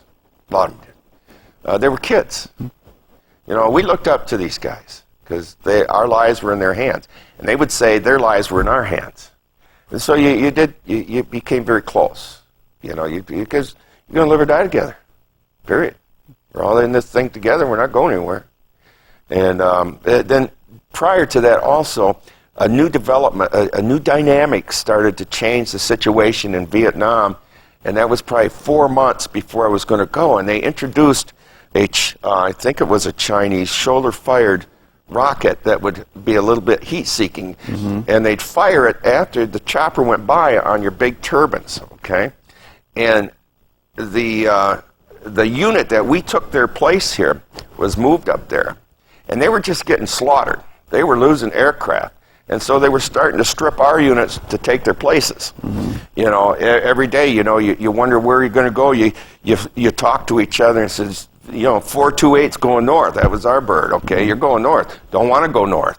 You know, I'll stick her. You know, you see which birds have to go there and take their place and do the job, get troops in, get ammo in, whatever it was. And that was starting to really wear on me because, you know, everything was seen to come that I wasn't ever going to get home. I was lucky falling out of the air, very lucky. Okay, I was lucky in these other things too, very lucky. And now this shoulder fight, I could just taste fate.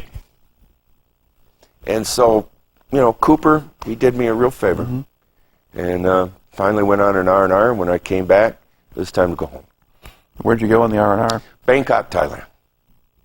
Wonderful place.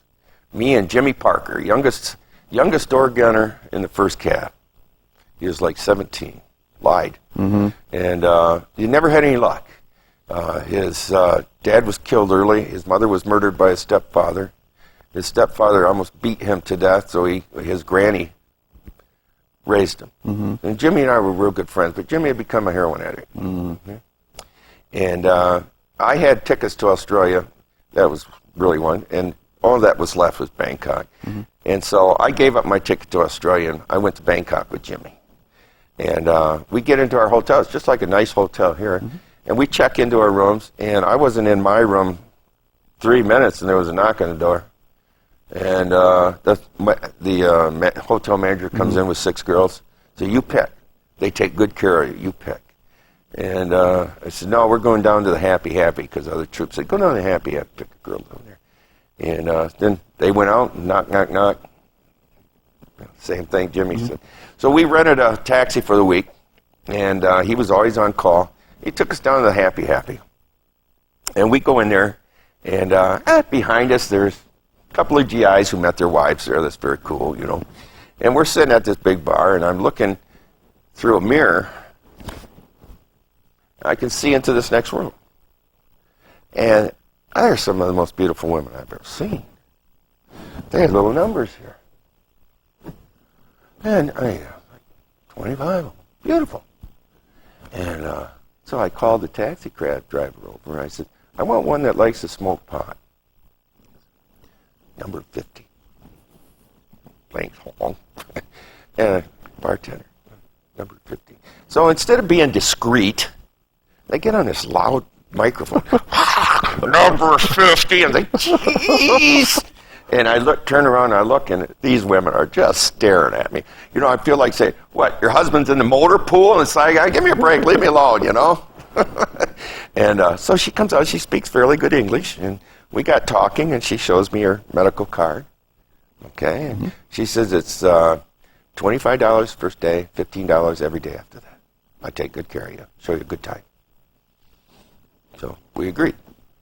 And then we get back to the hotel later, and, you know, she's about this high, Mutt and Jeff, and I'm checking in, and God, I feel like these daggers are pointing at my back, and I turn around, here's the same two couples sitting there in the lobby staring at me. I said, oh, come on, give me a break, you know, come on. You know, what do you think I'm going to do, go meet my mother in Hawaii? Come on, come on, leave me alone, leave me alone. Don't try to guilt me on this, okay? And she did. She did her job. It was wonderful. Best 5 days ever. She actually had me thinking she cared, which, of course, they don't.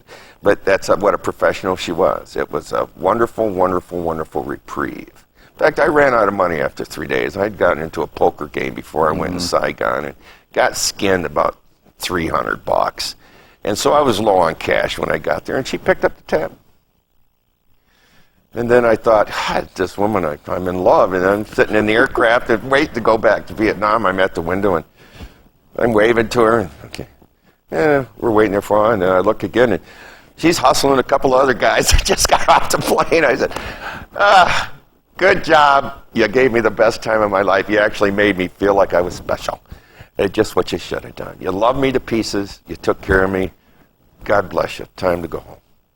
And then when I got back, it was time to, within 2 days. I refused to fly. I wasn't going to fly anymore. No, go. No. I'm going home. I'm not flying anymore. And then it came time to say goodbye, and it was one of the hardest things I ever did, say goodbye to those guys. It was. A low bird came in and picked me up. And I didn't want to leave. I think at that moment, if somebody said, you want to extend your tour another year, I probably would have done it. Because that was my life. That was my home. That was a long time ago. This is my family. I'm going to miss this. You don't think so, but at the time, I'm going to miss this. Now, you could also die. Okay, but these are my family, man. And you could see that leaving, and I seen it with other guys that left, that it was a hard choice. And even then, the low bird picked me up and said goodbye, and then they flew around again, and everybody's saying goodbye, good luck, okay, and left. Before we left, though, there was another group that came in and wanted to know, since I was going home, Jimmy Parker was going home, Louis P. Dudas from Detroit was going home too, all three of us, if we were interested in being door gunners out of Bangkok into Laos for $100 a day. Well, it sounded pretty good. For $100 a day. I've been doing this in the triangle for $365 a month. Okay, $100 a day. That's $3,000 a month. You know, if I could last a year, and what's Laos compared to frickin' Ho Chi Minh NBA Army? If I could do a year, $36,000, and go home. And so we talked about it. And so when we got back, I went and got my my passport. Louis P. Dudas did. He went and got his, and Jimmy Parker got his. We got all set to go back, and Jimmy Parker was killed in Olney, Illinois. You know where a bus has to stop at a railroad tracks? He wasn't even driving. He pulled in his pickup truck, and they couldn't see, and he went across and got hit by a freight train. Both of them were killed instantly. And I bought a motorcycle and trying to elude the police, hit a pole, and ended up going out into a field. They didn't know where I went. They were in low part. They came out. I was gone, and I thought I was going to die out there. Grass, wheat, and stuff was this high, and I could taste a lot of blood in my mouth. Lots of blood. And I'm thinking, oh, you stupid fuck! You cracked your ribs, or they punctured your lungs. You're going to drown in your own blood. This is real good, lass. This is real good. Come home, and this is what happens. Real good, real good. And so I laid back. I laid down. I mean, there's nothing you could do. It's 2:30 in the morning. I could see through the grass this barn and house over there with a mercury light that was lit. But lots of blood. I was coughing up a lot of blood. And my arm would hurt every time I moved it, and that leg was really hurting every time I moved it. So I laid back and waited. I waited. 5 minutes goes by. Shit, I should have been dead by now. Maybe I'm not. And so I had one good arm, one good leg. I kicked my way to this farmhouse, the only farmhouse who didn't have a phone, and banged my helmet on the door. Thank God they came, and he takes off, almost rode me over in the driveway, and to get an ambulance. Call somebody. The ambulance came and picked me up. Bike was gone. My helmet had a gouge on it. Thank God I had a helmet on. It would kill me instantly. And I ended up in the hospital for a while. Cracked my spine, almost lost a kidney. Some cracked ribs, no broken ribs, just fucking screwed up. And that's where I met my first wife. She was a nurse. But it kind of finished off the plan to go off to Laos. It did. Yeah. Because I didn't have medical insurance. Mm-hmm. And what I did have left, I ended up paying my medical bills. I was broke. Mm-hmm. And Jimmy Parker was dead. And Louis P. Dudas ended up going to UP. And to this day, he doesn't talk to anybody. I tried to reach him. He is married. And my second wife, finally found him, talked to his wife. And she says, he won't talk about it. He doesn't want to talk to anybody. He doesn't want to see anybody. He just wants to be left alone. Okay. So be it. No big deal. I don't think you did enough to go be a hermit somewhere. Mm-hmm. It's not like you survived from a death camp. You can't deal with things. So, Well, it's a pretty intense experience doing what you guys did. And it's got to play out in different ways just in their heads or how they deal with it. It does. I can't seem to attach to anybody as far as normal feelings. I just don't. I've been married twice, divorced twice. I tend to self-medicate. I used to have a quick temper. I don't anymore. Not much anyway. But sometimes I talk to my brother and I'm thinking, geez, what would I be like if I'd never gone into service? I grew up in Hudsonville. I went to church every day, or Sundays twice. Graduated from a good high school. Had a job with Booster Pool Company. I probably would have married somebody from my high school. I probably worked for John's Booster. I probably would never. I never drank. Mm-hmm. I never was affiliated with any kind of drugs or anything all through high school. I probably would have been a totally different person. Probably would have bought my little house in Wyoming. This Booster Pool Company, cement worker, just good pay. I don't know who my wife would have been. She'd probably work too and raise our kids, whoever they might be. And, it had been different. Now, I don't go to church. I don't like being at church. It gives me creeps. I don't know why. But, well, it does make for a remarkable story. I will tell you that. Well, my good friend Mike says it's unique.